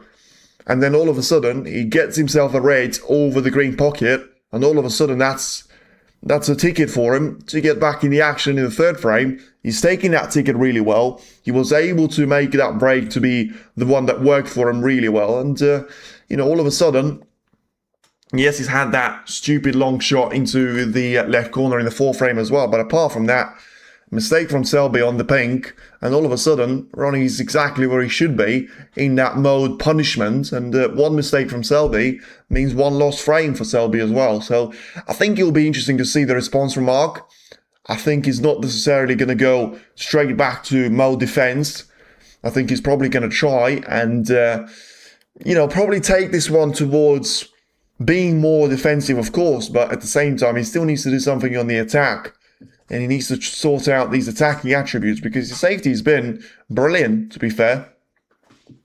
And I think his biggest issues have been not having the ability to play a good positional play shots, or, of course, just missing out on the shots that you would usually expect him to make 9 times out of 10. As we now welcome the players back towards the arena, and as you can see, the breaks of 87 and 96 being the highest there for O'Sullivan. Certainly his own ticket of trying to get himself right back in the mix for this match. And we'll see what's going to happen here then. As there will be a chance for Ronnie O'Sullivan to break off, and hopefully for it to be a little bit better than what we've seen in the third frame. And nearly caught the blue, but nearly doesn't count. And at the end, look at that for a shot. That is an introduction and a half. And what a contrast to the break that he's had in the third frame. This is now going to be, perfection there, you would say, because that's perfectly lined up the cue ball. A little bit sideways, but still nicely in behind the green. And therefore, for Selby, I think it's a 2-cushion escape onto the left side of the bunch of the red, but not too much of a leeway for him. He needs to be closer to the top than he is to the bottom, but this time he will be, way too close to the top, because he's even going to miss the pink of 2-cushion escape. But I don't think Ronnie's going to be looking at a shot into the corner. Selby's smiling about it, so whether it's down to, not having the cleanest of the tables there that he feels, difficult for him to judge the contact points of the cue ball, but, certainly not going to be the first player to say that. But we'll see what's going to happen later on. And for now, there is still going to be a point of the referee respotting the cue ball. I think he needs to go a little bit further away from the green. I think the referee's been a little bit harsh on Selby here. But anyway, it's been a while since we've had O'Sullivan to be getting foul points away from Selby. But that, of course, was very much down to the good break-off shot that he played. So Selby now, it seems to have gone from one way to another. And he nearly got himself a little bit too close to the bottom part of the pack there, so he didn't. That's the most important thing for Selby, and he's just going to be a straightforward safety of a little thin contact on the red, trying to maybe even push the pink a little bit. Or he decided to compromise himself slightly on the safety, but to make the pink spot to be more available, which is probably the right thing to do anyway, because no matter how thin the contact would have been on the reds, it still would have been very difficult for O'Sullivan to get anywhere near with the cue ball, which would have troubled Selby to a great enough effect for it to make a difference. For now, Selby's just going to be carefully brushing the red onto the right part of the table, but seems to be pacey there. So it needs to be pulling up in behind the brown, and he will. Selby suggesting that he doesn't play that and puts his hand of apology. Mute on comes on meeting right now. I have to say, Letitia had a heart attack. I thought you said I was muted on, but thank you anyway for staying tuned in. And tell you what, that was an aggressive shot there from O'Sullivan. And he's now going to have a chance of, I'll tell you what, even though it was an aggressive shot, look at how well he manages to drop the cue ball. Just tells you, sometimes it is all about the confidence, and it's all about a little bit of, an upbeat for you. He's got his positive dose of, some sort of happiness into himself after making those breaks of 87 and 96, and all of a sudden, he's playing safety shot like Mark Selby, and Selby himself is now having a bit of an issue trying to figure out the way for him to get out of this situation. Not an easy one for you to try and tackle, but you should be able to get on the right-hand side of the reds. Well, I only say that because it seems to be the only option for him, but I think he can drop the cue ball onto the right part of the table. He doesn't want a double kiss. He will get a double kiss, and does that mean he's left a chance for Ronnie to be taking a red towards the left corner? Very rarely you see Mark Selby to be outplayed in a safety battle, forced into an error. And now, tell you what, it is very, very congested there in the position, but nobody said that that's a bad thing. It is to an extent, but I think when it comes down to individual reds and colours, it's brilliantly lined up there for O'Sullivan. And I think that's the perfect way for him to try and, pick off exactly where he left in the previous frame before the intermission. And now you never know. So breaks of 87 and 96. I think the break of 60 points will do him very nicely in this frame. After a foul from Selby, we're getting 4 extra points. But I mean, I tell you what, the position just looks wonderful there, especially at the starting point. And the further he gets away, the more space he'll get around the black. Therefore, the more freedom he's going to receive to himself. So he just needs to try and go through this opening phase without any adventures there. But I mean, plenty of reds available. I mean, I can see 5 reds, which means Ronnie will be able to see 10. But as I say, I mean, one thing that he has to make sure is just do the simple work first. Get those 5 reds in that I can see, and then, find out a couple more that you're going to be able to spot. Because if you get those 5 reds in, all of a sudden, he's going to be knocking on the door of around 60 points of the lead, which is going to be a great addition to the previous 2 frames that he's had. And once again, as I say, it's not really going to get any easier than that. Just a little bit of bumping around there on the cue ball. Push through, backspin, push through, backspin, push through, backspin. No real usage of side cushions or any massive spin, although he's probably about to use it here. Now he's just trying to bring a couple of reds into play, which not a great fan of it, but I think he's played that shot really well. Even though he's still going to need a little bit of force from the black to be getting in behind of those reds, I still think he's got a great opportunity of trying to make the black into the corner. And then if he does make that one in, then he should have the cue ball to be lined up in behind of those reds and playing really nicely indeed. So then a red to be taken into the right corner would get him onto a 50 points of a lead with the black. And therefore, with the position not being ideal for someone to be playing catch-up, it could easily be very much the break, which would be putting O'Sullivan right in the mix there for the frame win. But he's still got a long way to go in relation to the frame ball.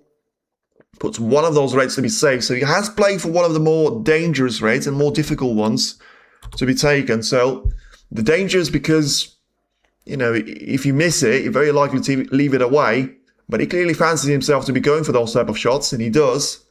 And also, of course, what that does to you is that it buys you brilliant timing to get the cue ball around the black and lines up for those 3 or 4 reds that he can take into the left corner. And all of a sudden, I mean, once again, 60 points of a lead Selby's absolutely nowhere when it comes down to scoring any points. And, well, what a turnaround. If somebody told me at 2-0 it was going to be 2-3, I genuinely would not have given that 0.5%, but it seems to be only a couple of shots away there, as Watchalong getting himself 61 points lead.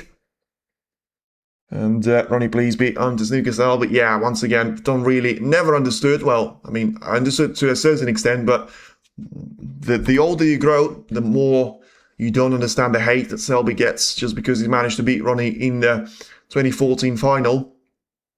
And also just because he plays snooker differently and brings a lot more variety to the game, whether you like it or not. That's who he is. And he's won 4 world titles, plenty of ranking titles as well. Now then, talk about a ranking title. Yesterday, O'Sullivan was asked if he's got any chance of winning Wuhan Open. He said, absolutely no chance.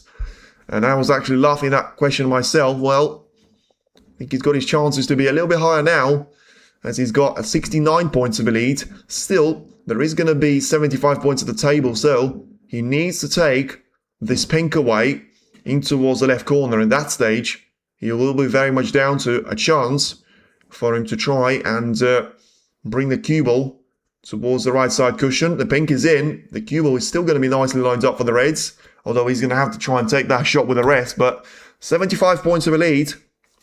And of course, before that, he was all going for a maximum, which I didn't really notice because there wasn't really any chance for him to be making that till the end. But Chang doing well. Well, let me know if he's extended his lead from 3 frames to 1. But yeah, Ronnie himself out of position there. Completely out of nowhere. I mean, he was a rest shot and he's now won the frame. I think even Selby wouldn't really see a point of carrying on. But he's still got a shot into the green pocket there with the pink. And, well, he's been playing pretty well, but not on this occasion. And I think Selby, well, he may be coming back here just to take a bit of sting out of the game here.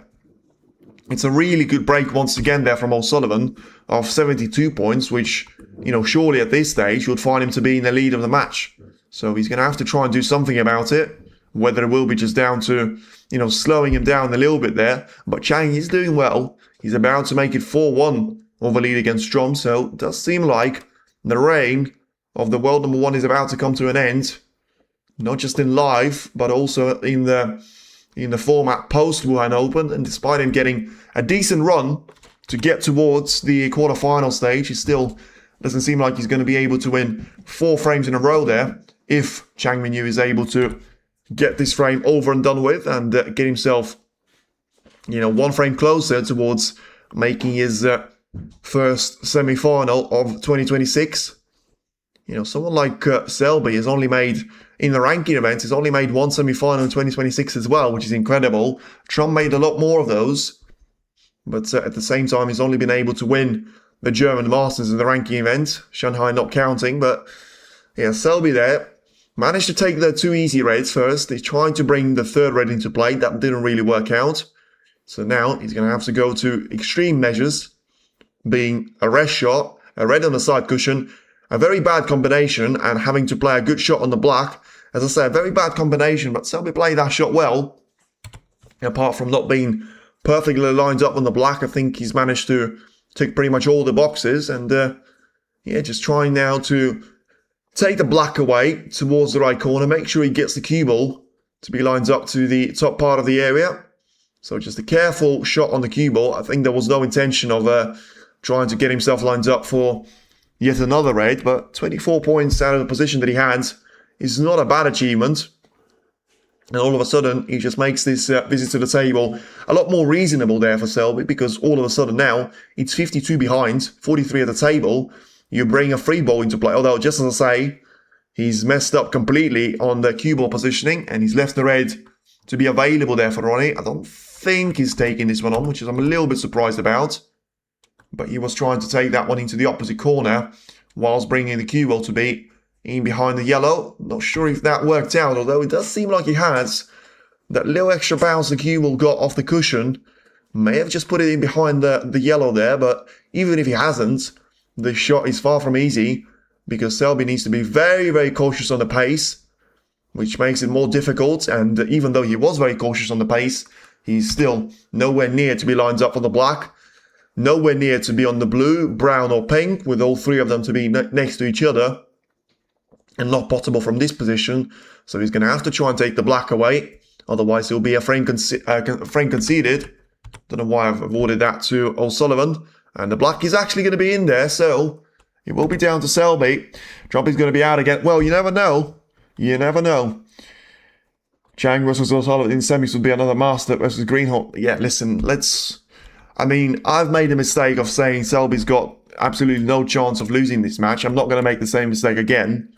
Let's wait and see what happens. I'm not even going to say this frame is over, because he's now 44 points clear. One mistake. We've seen that with Hawkins against Zhao Xington at this exact point for a fifth frame, where someone was, as the underdog with Hawkins, was completely annihilating Zhao Xington, which was the favourite, aka Mark Selby. And then all of a sudden, Hawkins just started to be making completely unnecessary errors. And, you know, in the end, one of them was enough to give away a free ball and therefore a frame, which turned out to be crucial in Xington's pursuit for the match as well. And Hawkins was never able to recover from that. You know, we'll see if that's going to happen again, but I do feel like it's just too many things that do look similar. A 2-0 lead for Xington, 2-0 lead for Selby. O'Sullivan and Hawkins came back to 2-all. Oh, that's a bad mistake from Selby. I think that will be a frame conceded. Well, that prediction didn't work out. It's actually Ronnie O'Sullivan that gets the snooker lines up on Mark Selby. And he's got a little thing in his hand, by the way, which I didn't realise what it was. I thought, the first time I seen it, Ronnie there, the first time I seen it, I thought that was the Q extension, but it's like a pen. Is that going to be one of those things that he uses for the exercise for the right hand? Just to try and keep it away from any sort of cramps or anything. I'll tell you what, by the way, Trump is scoring some points in the frame, but it's not going to matter because it's now going to be Chang Minyu, which eliminates Trump from this frame, only from this frame for now. It's 4-1 of a lead there for Chang. But listen, if O'Sullivan is able to come back from 2-0 down and win 3 frames in a row against Selby, then Judd Trump is certainly going to be able to do the same thing against Chang Minyu as well, which is a very interesting thing you have to say. But yeah, you never quite know what's going to happen in snooker. But once again, I mean, some brilliant breaks there coming in from O'Sullivan. 87, 96, 72, and Selby is still sat off 40, 40, and 41 with his highest, 3 highest breaks. So, I mean, one thing that we haven't still seen of Ronnie O'Sullivan has been the long shot game, but you can't really say that he needed that one for a good chunk of the match. So we'll see of how far away he's going to be able to get when he comes down to getting himself towards the semi-final, because I tell you what, whether it will be Chang Minyu or Judd Trump, it's certainly not going to be easy. But, you know, if Ronnie manages to just improve very steadily and just be there step by step, then he's always got a great chance of trying to make a real game out of it, which I think majority of his fans will certainly be hoping and praying for. But we'll see what's going to happen. I still think it is going to be down to an opportunity for Selby to come back stronger here and therefore just put an end to those brilliant sequence of frames from Ronnie O'Sullivan's point of view. But I'm going to have to wait and see if that's actually going to be the case, or is there going to be a little bit more to see from Ronnie O'Sullivan's point of view, because he's certainly got plenty of things to improve on, especially, getting in with those chances. I think the safety has been good, as Chang officially makes it 4 out of 5 frames for himself. And I think the referee's ready for Mark Selby to get the 6th frame underway. 2-0 up, not too far away from making it a 3-0 lead as well, but in the end, finding himself 2-3 behind. What a turnaround this has been there, and all of a sudden it's Selby that has to try and find an answer to all those questions. And certainly just thinking about the way that this match has turned there, well, it's interesting to see Selby still not really sorting out all of his issues with the break-off. I mean, this is a chance which does remind you the shot that Ronnie was taking on the 4th frame, but I think it is an easier version of it. Ronnie's had another frame on the board there ever since that point, and if he goes for this long shot and he makes it in, all of a sudden, he's going to be really difficult to stop. And look at that for a shot. That is absolutely brilliant. And what a time to find a shot like that from O'Sullivan's point of view. He does get himself a chance here out of absolutely nowhere. Selby could have done better on that break-off shot, but you still have to give full credit to O'Sullivan off the break-off. And look at how well he's lined up for the blue. And look at how carefully he's studying the position now. You can see that he can sense that he can actually try and not win for now. He can't win the match in this frame, but he can challenge to try and make it a real game out of this one. I'm surprised he's up by a frame. I'm absolutely surprised. I was Ronnie playing today. I mean, I don't want to speak too soon, but he's had the most awful 2 frames at the starting point of a match. Like, awful. Then he's had even worse of a beginning to the 3rd frame, and then he managed to come away completely different person with when he comes to break building. You know, brilliant, no mistakes, and he's now managed to find the first long shot of the match there. You know, 72, 87 and 96 were the breaks, which just tells you everything. As I say, I don't think I've ever seen him struggle so much as he has in the start of that 3rd frame, but he hasn't lost a frame since. Where to watch it live, I put $2,000 when Ronnie was 2 down at 5.5. Well, it doesn't look too badly for you, but I don't think anyone in their mind would have done that. Even Ronnie, if he knew the result of the match, he still would have had doubts about it. But yeah, I mean, you can watch it depending on your region, but I'll tell you what, there's not going to be plenty more action there, you feel, because Ronnie's for now is just absolutely flying through the gears. And when you think about the previous way, the way the previous 3 frames have gone, Ronnie consistently has been getting the first chance in, well, certainly the previous 2. Adding this one into equation as well.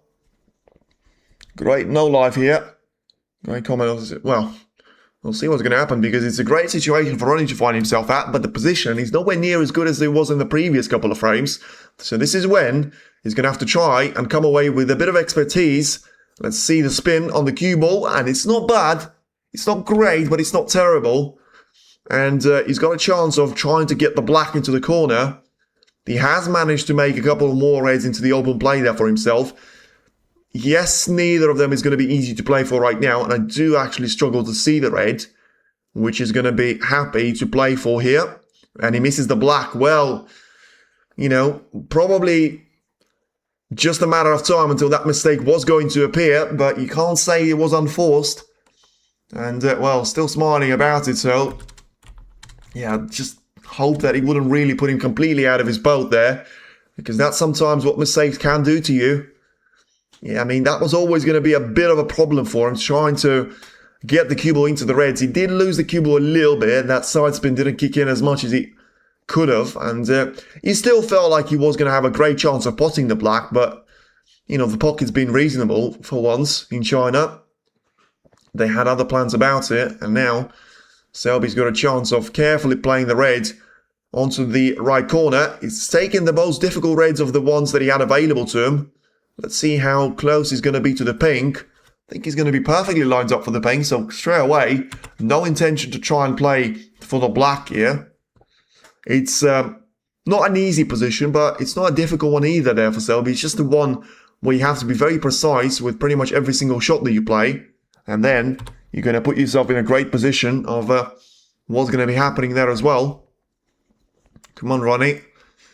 We'll see what's going to happen. 22 points behind. 4 reds to be probably the biggest issue. If you get the pink to be removed from the pink spot, then, and you put it on the black spot, which is exactly what Selby has done, all of a sudden, you find a lot more freedom there for the cue ball to be traveling between those 4 reds, which have opened up.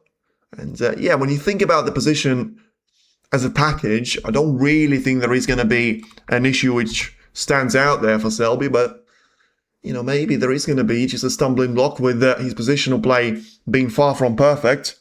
Chang will have better chance against O'Sullivan rather than Selby. Not really. He hasn't beaten O'Sullivan, I'm pretty sure, but he has beaten Selby last season, so I don't really agree with that. The hype that it doesn't suit someone like Chang or Lisowski to play against Selby, I think it's probably the opposite. They are the players that you can actually outscore. You know, I think Lisowski doesn't have a horrible head-to-head record against Selby, neither does Chang because he hasn't played him. for too many times, but I think it's a myth. I think if you are a very attacking player like Chang, and especially since, he is a player which is basing his game around the cue ball control, I think he's actually got a better chance of playing better than Selby than Trump to me. I don't think Trump and Selby have met so far this season. I may be wrong. I'm thinking of Shanghai Masters. But I don't think they met there. Yeah, because Selby lost in the first round. So, yeah, I think the head-to-head between Trump and Selby is horrible for Judd. So I think it is going to be, if it is going to be Selby, then I think you would prefer to be playing against Trump rather than Chang. That's what I'm talking about, Miss Black. Well, can Selby has a chance to win or not? He does in this frame, but he's still looking to try and keep it down on the pace. Because what he's doing right now is just trying to take all the easy reds first. And I'm not sure if he's doing that in the right order, in the right sequence, because he's clearly got a plan. But the plan is getting a little bit tight there for him because he had so many options when he had the pink to be on the black ball spot. But obviously, the more reds you remove, the sooner the pink is going to have to return back to spot there, which has happened. So now, the 2 reds that he's got available, once again, it all comes down to if he's got the red available to him into the left part of the table. The lowest of them all. Because if he has, he's got no more issues until the rest of the frame. But if he hasn't, and he just made himself another issue where he needs to try and take the green away or the yellow, position the cue ball to be a little bit higher on the red than he would have wanted it to be, and just going to have to wait and see if he's going to be able to get the position right. But also, I think that's clearly going to be a shot which would see the cue ball to go into the remaining 4 reds, which you never know what's going to happen, but also you never know what's going to happen with the cue ball's positioning. So then, I think Selby tried to make it as much of a straight line as he could. The question is, has he managed to succeed with that? Because I still feel like he's a little bit in no man's land there, Selby, because if he's playing a shot like this with no intention to be playing into the reds, well, he's left himself with a lot of work to do. So I think he is playing into the reds, and he was, gave them a little brush. I don't think that's going to give him any good there, I think, if anything, that's actually going to put him out of play. Because he's on the ping perfectly well, but I struggle to see the angle, unless he's going to try and clip the red on the right-hand side of the pack there. I think he's going to struggle to get himself another red after this ping, but we'll see. He had a chance to win the frame, he did. But the frame is not over yet. He may be a lot closer to being over now because Selby has managed to clip that red that I was talking about on the right-hand side. But he's still got 2 or 3 very important shots there before you can actually make an assessment of if he's going to be winning this frame here, because he's not perfectly lined up on the red. He should take the red on and pot it, but that doesn't mean that he will, but also that doesn't mean that he will get the position absolutely spot on there. And also, he's aiming the cue ball into the remaining 3 reds, which I'm pretty sure he will need all 3 of to win the frame. And he got the red in. How's the cannon on the pink? Not great, but not terrible. Probably been the story of a match for Selby there, if you think about all 5 frames as a complex. And still a long way for that pink to travel in relation to the left middle, but the pink is going to have to go back onto its own spot, which means cue ball has to be very, very tight in relation to its situation and its positioning away from the reds. So, let's see. I mean, he decided not to be making it tight. Whether he feels like he's got a plant available, he must feel like he's got a plant available, otherwise he's got himself absolutely nothing to try and continue the break. Chang has won already. Tell you what, Chang Minyu, as much as I can't, not a fan of him at all, but I tell you what, that was impressive. To beat Judd Trump, that he's challenging to be, to stay as the world number 1. Well, he ain't going to be doing that, and incredibly, whatever happens, he will finish as the world number 5, which is a massive jump there, which is a massive drop, I should say. Let's see if the red is going to make its way to the pocket. He will. And, still not great there in terms of positioning on the pink. He does remind you of the pink that Selby missed, but the fact that he's been able to put the previous plant away, he just needs a good shot on the pink, and then it's over for O'Sullivan. Has he got it? Yes, he has. So it should now be a very straightforward finish. Although, once again, he didn't really play this shot too well in terms of the positioning, but it's not going to be anywhere near as difficult as it was on the ping. Though Chang is ranked 48, he has beaten all ranked much higher. Yeah, I don't think he's beaten all of them. Last season he's beaten Wilson, he's beaten Selby, he's beaten Allen. Can't remember who else has beaten. This season he's beaten Trump, and I think that's it. He hasn't really beaten anyone else a lot higher ranked than him. So Selby decided to go for power. And I tell you what, when you go for power, you lose control. And that was always going to be the risk. In the end, well, he's not really going to be able to do anything here. Because even if he goes for the ping, which there's not real reason to be doing, I think he needs to try and put the ping safe. He can only put himself around, 30 points clear with 35 on the table. That's severe for Trump. Chang hasn't won. None of that he has won because he's not going to be able to come back from the table when you're 100 points down. So Chang has won. He won it with a century break too. Yeah, exactly. So, it is over for the world number one, and long live the new one.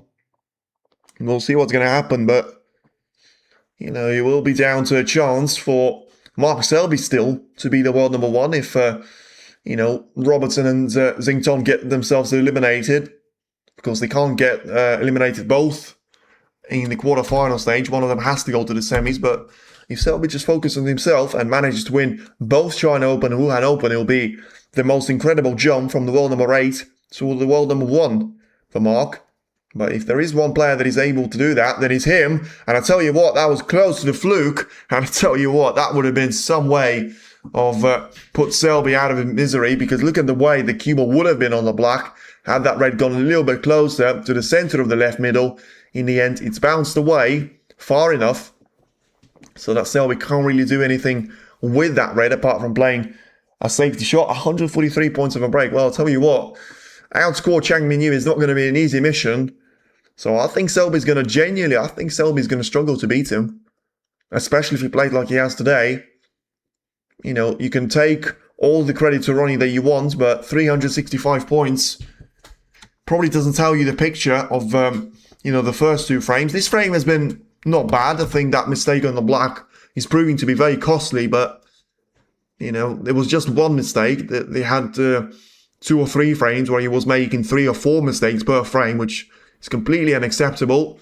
Now, this is close to a double. This is very close to a double. And I tell you what, I can't believe he would have played that, but I didn't see any hand of apology there.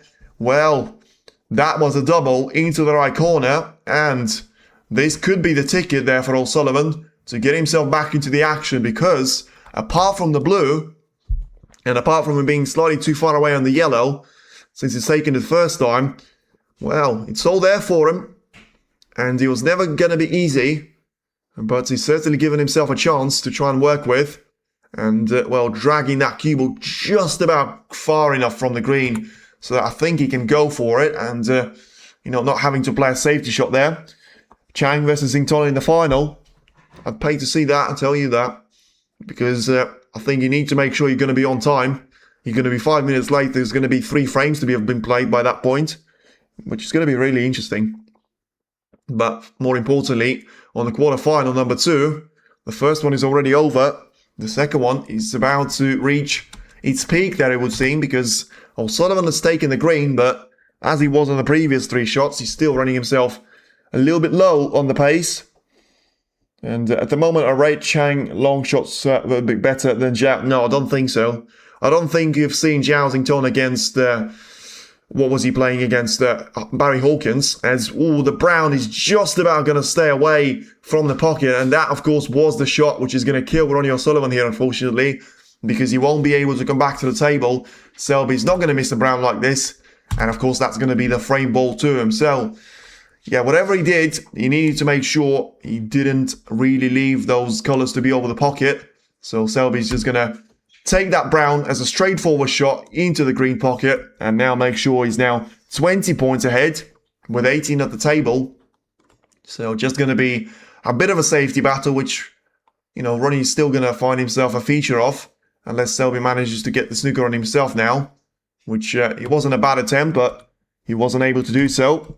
So it's a break of 4 points, which now leaves Ronnie O'Sullivan to be 20 points behind, 18 at the table, and still an opportunity to try and do something with the colours, but I think that's going to be frame conceded right now, and it will be down to Mark Selby to end that winning streak of Ronnie O'Sullivan. A little bit of frustration there as he pushes the red away from him, gets it out of the pocket and throws it down the table, but at the end, he's still very much in the mix there, although it is Selby that has got the advantage of getting the momentum in. It is 6 frames in, Mark Selby 3, Ronnie O'Sullivan 3 as well, and now we are going to be coming back to the 3-frame showdown. So it's the battle of the 3. Selby can overcome Chang with his better safeties, which is Chang weaker asset for now. Yeah, but I think Selby can't outscore him. I mean, you can have this debate all day, but safeties don't win you matches. They can win you frames, they don't win you matches. What wins you matches is having the ability to utilize those safeties into a great effect. And listen, I haven't seen the match against Trump, but I can imagine that Chang had some decent safeties out there, because without them, you're not really going to be able to shut down Trump. And yeah, that seemed to have been costly there. Once again, they show the black, which O'Sullivan has missed for. Basically, let's be fair, at the point how well he was playing, that was for a 4-2 lead. He had 40 points advantage at that stage. He still had a fight until the end of the frame, but he was just not able to finish up with, a really good clearance and a really good frame win. But in the end, he's still in the mix, and that's why it was so important for him not to, leave Selby with so many frames ahead there, which is an interesting factor, actually, where every single frame that was relatively close in relation to both players had chances, it was always won by O'Sullivan. It was always won by Selby. Whereas if you see a one-sided frame, then it was always won by O'Sullivan. Then Selby tried to battle his way to get snookers, but never got anywhere near them. So, yeah, I think it's just an interesting way that Selby probably is going to be aware of that fact. And, he's going to be very much looking forward to trying and keep that stat as well, because if he gets himself an opportunity, he should be able to do that. Honestly, that was all because he missed the black off his spot. It was, but I think there were mitigating circumstances to it. He didn't have an easy position to him, which meant he had to send the cue ball off the reds into the pack of the main reds as well, which was always going to compromise him on the black, because I don't think he had the angle to force the cue ball to be lined up on the black as usual. So therefore, he had to make a choice. Either he ignores the pack and just runs himself out of position, which is a stupid choice. And realistically, he had 2 options. Doing that off the red and trying to play for the black, which is the only colour that he could have landed. So that's a disadvantage. Or he could have a shot from the black onto the reds where he needs to get it now. Otherwise, it'll be a problem, which mathematically, I suppose, he has made the wrong decision, because you've got more chance of being lined up for the reds because there's so many more reds available to you. But I think realistically, right now, the players prefer to be doing that because it gives them an extra shot to sort of figure out what's the position there. And if they are going to be on the colour, then the frame should be done from that point, because you spread the reds well, you're on the colour. Being on the colour nicely means that you've got control of where you want to put the cue ball for the next shot, and therefore you just take the position from there. Ronnie could have won this 5-1, absolutely not. And yeah, we'll see what's going to happen here though, because he's still got a chance of trying to take this match away from Selby, as he's got a 3-0 draw, 6 frames in, and we'll see how far he's going to be able to get in this frame number 7 as well. For now, it's a break-off shot. It's going to be in between of what we've seen in frames number 1, 3 and 5. But ultimately, it's still going to be a decent enough safety, so that Selby can't really see anything available to him, and therefore just having to go for a defensive shot of his own. Please win, Ronnie. Well, 61% of you think that he'll win. I'm still going to be in the Selby club, but I'm going to have to say it's no longer the 90% that I thought it was, especially if Selby's going to be playing safety shot like this. Well, he hasn't left anything easy. He's compromised both of the colours that were the only ones available at the bottom half of the table. And let's see, as I say, that black was always going to compromise O'Sullivan. Let's see how much he compromised his game and his confidence. Well, compromised him not enough there to miss the red. but he's got a very difficult black to be taken as well. And this is difficult from multiple points, but it is so important for him to get this black in. Could it be the match losing chance? Well, it's a difficult shot. He needs to get the black in, he does. How well has he managed to hold the cue ball? I think he's done pretty well. I tell you what, I am stunned he's got that black in, because it seemed like a horrible cut into the corner. And he's now always was going to be close, this one. Well, Kevin, listen, I can't argue with you, but I absolutely disagree. I thought he was going to be such a one-way traffic, and I'm very pleased to be, proved wrong on this one. It may still prove to be from this point onwards, but the fact that Ronnie was able to come back from the trenches I genuinely thought he was going to announce his retirement after the opening 2.5 frames. And I genuinely say that. I don't think he was going to play anymore, especially with the European, a couple of English tournaments coming up. I genuinely thought he might just have to pull this a day. But he managed to come back with some brilliant breaks of 72, 87 and 96, completely out of nowhere. Selby did give him the red on the plate, but some of his chances were actually created for himself. 3 frames later, Selby was finally able to wait for a mistake from O'Sullivan. The black off the spot was a little bit unforced, but he was still down to a positional play, which had mitigating circumstances to it, to be fair. But now he's about to have exactly the same outcome. Exactly the same position. Is he going to have the same outcome? Well, I think he's going to have a worse outcome here, because this is what happens there, You play the cue ball into the black, and then you feel that you might have actually cost yourself a little bit. So that's why I think the players prefer to be doing that from the cue ball onto the reds and trying to play for the colour. Well, this is a little bit reckless, but it's a little bit brilliant as well. That plant was nowhere near to be called a straightforward shot. He had around 5 or 10 centimetres in between those 2 reds. That didn't really stop Ronnie from going for that red. He made that one in really well. He's still going to have to find a little bit more of the angle though, which means he'll drop the cue ball for the red. But yeah, I tell you what, he's still trying to absolutely flourish this one away. But I still have a bad feeling about this one. And I did have a bad feeling about that red, but he makes that one in really well. I mean, once again, there is no stumbling blocks, which is an advantage as much as it isn't as an issue. Because if Selby is to get a chance, he's still going to be, by far, the favourite to get this frame won. But for now, it doesn't seem to be the case. 48 points. And by the way, is he not going for a maxi for now? Which is incredible. I mean, he's had a very deep run in the previous couple of frames for a maximum as well. I mean, I'll tell you what, that would be the most ridiculous thing ever seen in a snooker table, on a snooker arena as well. Because to go from where he was in the 3rd frame to get anywhere near a maximum is going to be absolutely outrageous. But I'll tell you what, he's not got a horrible position ahead of him. I still think he needs to put that behind for now and focus on winning the frame, which is going to be down to 75 points that he needs to try and score or more. But yeah, still looking at the chance of getting yet another red and black combination. But yeah, once again, there is a long way to go in the maximum, but there's still a little bit of a way to go in winning the frame as well. Because right now he takes the black away. He needs to be getting the cue ball into the reds. And I tell you what, once again, it's a really good result there that he got. He doesn't seem like that with his face, but I think inside of him, I think he'll be pretty happy with how that one's gone. I tell you what, now, I think the game is genuinely on there. He's still got 2 issues to try and find himself working through, but now he's about to be lined up for a frame ball, which is going to be a brilliant way for him to storm his way through. I mean, look at his face there. He's smiling about it because I think he realised what he's doing. Selby ain't going to be smiling yet, because I still think Selby will be absolutely fuming with himself if he does go on to lose this match, because he allowed Ronnie to be back in this match, and now he got a frame ball for a 4-3 lead. And well, the fact that O'Sullivan is going to guarantee himself a decider is very much an achievement from where he was even before the match has started, but let alone when he was 2-0 down.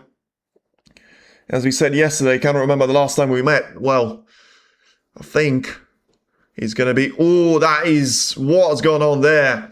I mean, it doesn't matter for the frame, but for the maxi, come on, Ronnie, need to do better than that. Once again, showing that his elbow went somewhere missing, but listen, that was disappointing because of how great position that was. But in the end, it will be the end of the frame. It will be the end of Ronnie O'Sullivan, but it will be yet another break of 80 points there from O'Sullivan's point of view.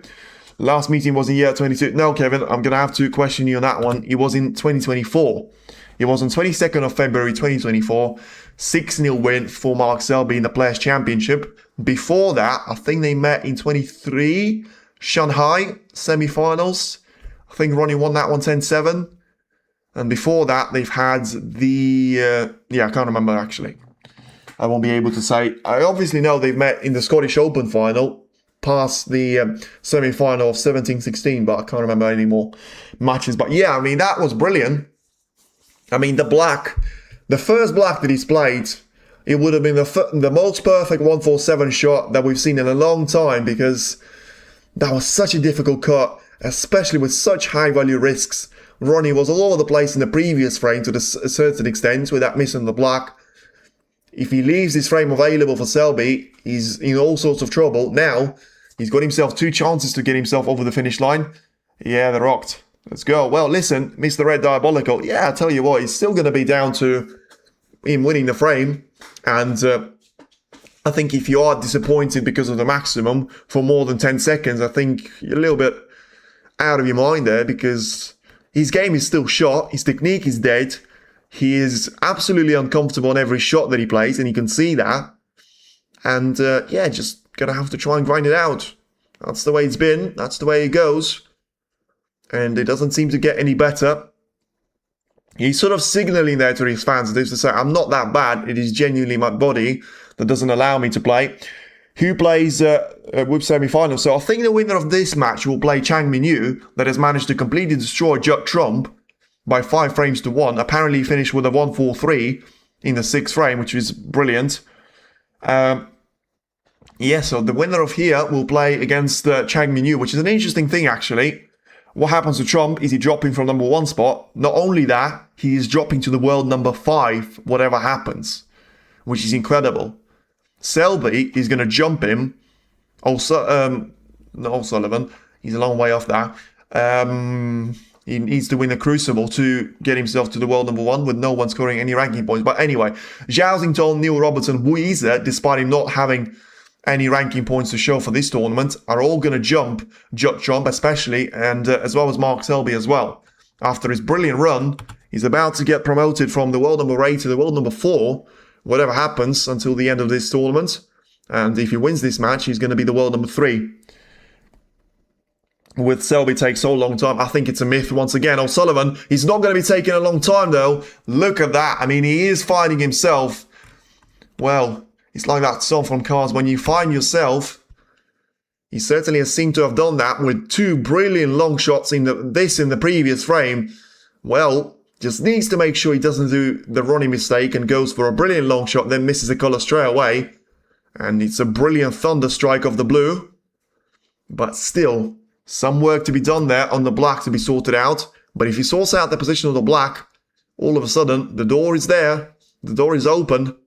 And he'll go for that gap as soon as it's there. Well, I say, as soon as it's there, I am surprised to see him going for this raid, because I can't see the way that he's going to get on the colour unless he wants to try and take the cue ball on towards the right side rail. Well, I tell you what, once again, just tells you what can he do with a snooker cue, because that was brilliant, because he could sort out 3 issues with a single shot that he has.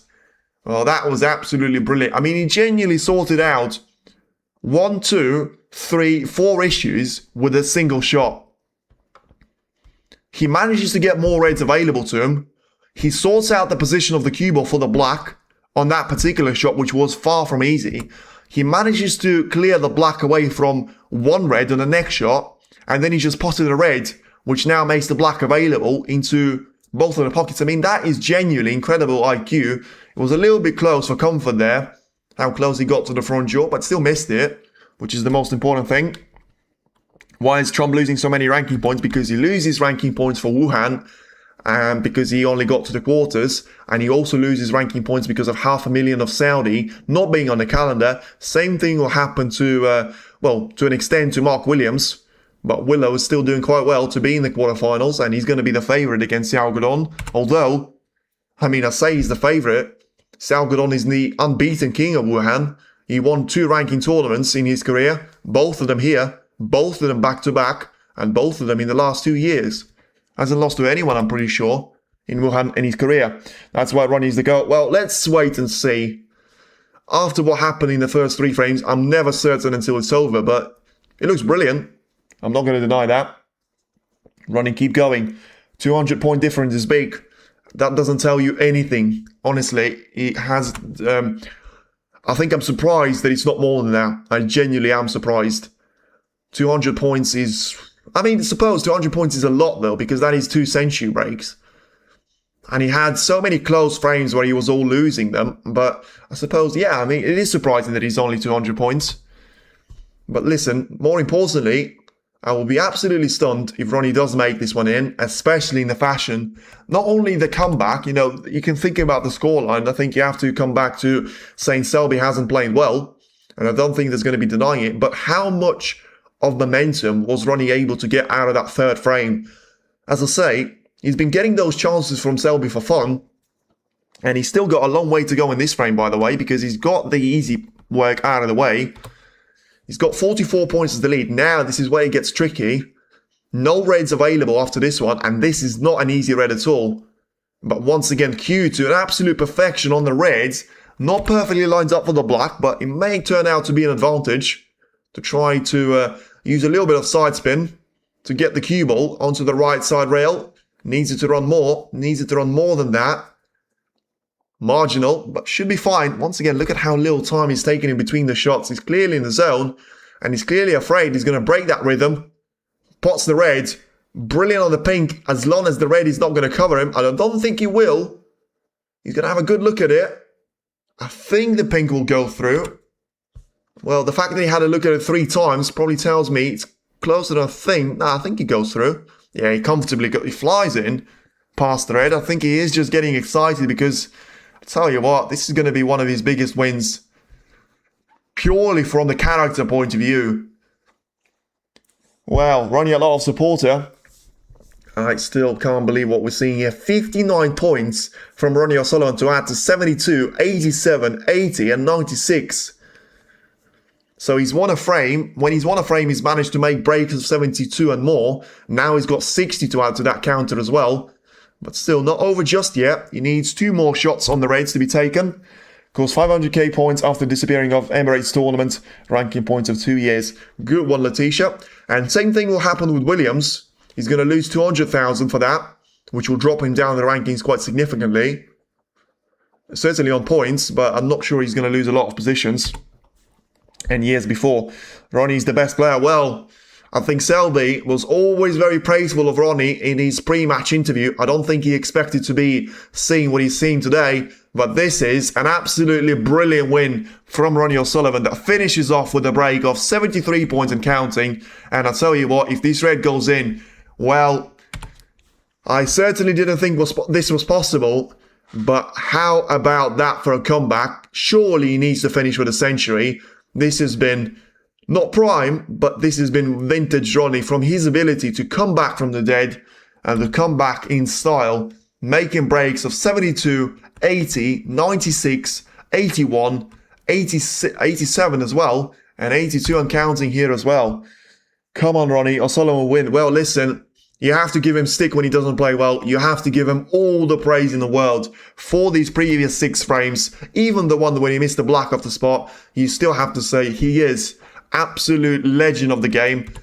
And well, listen, it just shows you how inconsistent you can be. I was saying he shouldn't play like that. He should retire if he's going to be turning up like this in the 3rd frame. He has only lost 1 frame ever since that point, and he's had some incredible breaks in the meantime. He just tells you, you know, when you believe in him, and I've stopped doing that, to be fair, in that particular frame, but you must always believe in him, and if you don't, he will always prove you wrong. Even when he's not playing well, even when he's got his technique to be shot, even when he feels like he's all over the place, he is still challenging for the break of around and 135 points for a total clearance. Not bad for a 51-year-old who has a shot technique, a bad back, and can't seem to walk very freely there. Needs to take a nap every single day because of how tired he gets. He's still got it, and he is going to be through to the match with Chang Minyu. I tell you what, that is going to be a blockbuster meeting. First to 6, remember, in the semi-final of the Wuhan Open.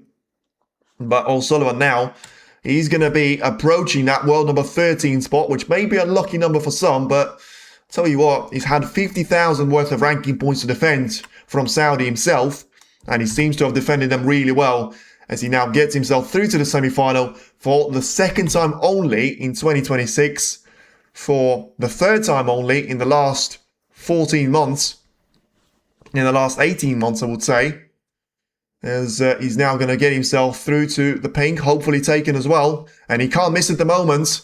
It is going to be 129 to 103.6. We need a total clearance. We want the black to disappear, and we won't see that, unfortunately. The black is going to be the only shot that he's missed in the last 6 frames. That was absolutely brilliant, and I do wonder what Selby's got to say about him. Ronnie just seemed like he's absolutely cannot believe it himself. I'll tell you what, he's through to the semi-final, and we'll see what's going to happen, because thanks for starting my day with Ronnie. Happy mood, brilliant mood there, even better for me. Tell you what, Zhao Dington and Neil Robertson have got a hell of a match to try and produce, to try and beat this classic, because that was brilliant. Selby came away with some really good scoring points, with some really good points scored in the first 2 frames, but O'Sullivan came back from the dead and managed to step his authority at the table and be very much the player to beat in the semi-final. Well, it is Chang Minyu up against Ronnie O'Sullivan in the semis. 2 names that I would have absolutely not predicted to be seeing in the semi-final of the Wuhan for different reasons. One because of the draw, the other because of him playing bad.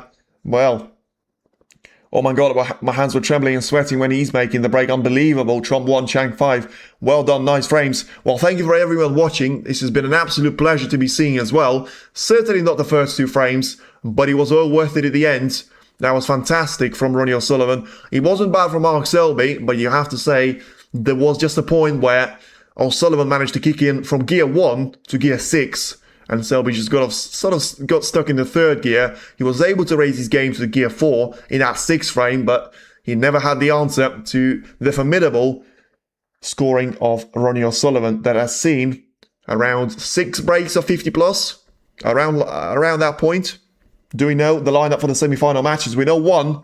We know that Chang Minyu is going to play against Ronnie O'Sullivan. The other 2 are going to be determined today. It is Sao Gadon versus Mark Williams and Zhao Xington against Neil Robertson. The winner will play each other, so we'll see what's going to happen.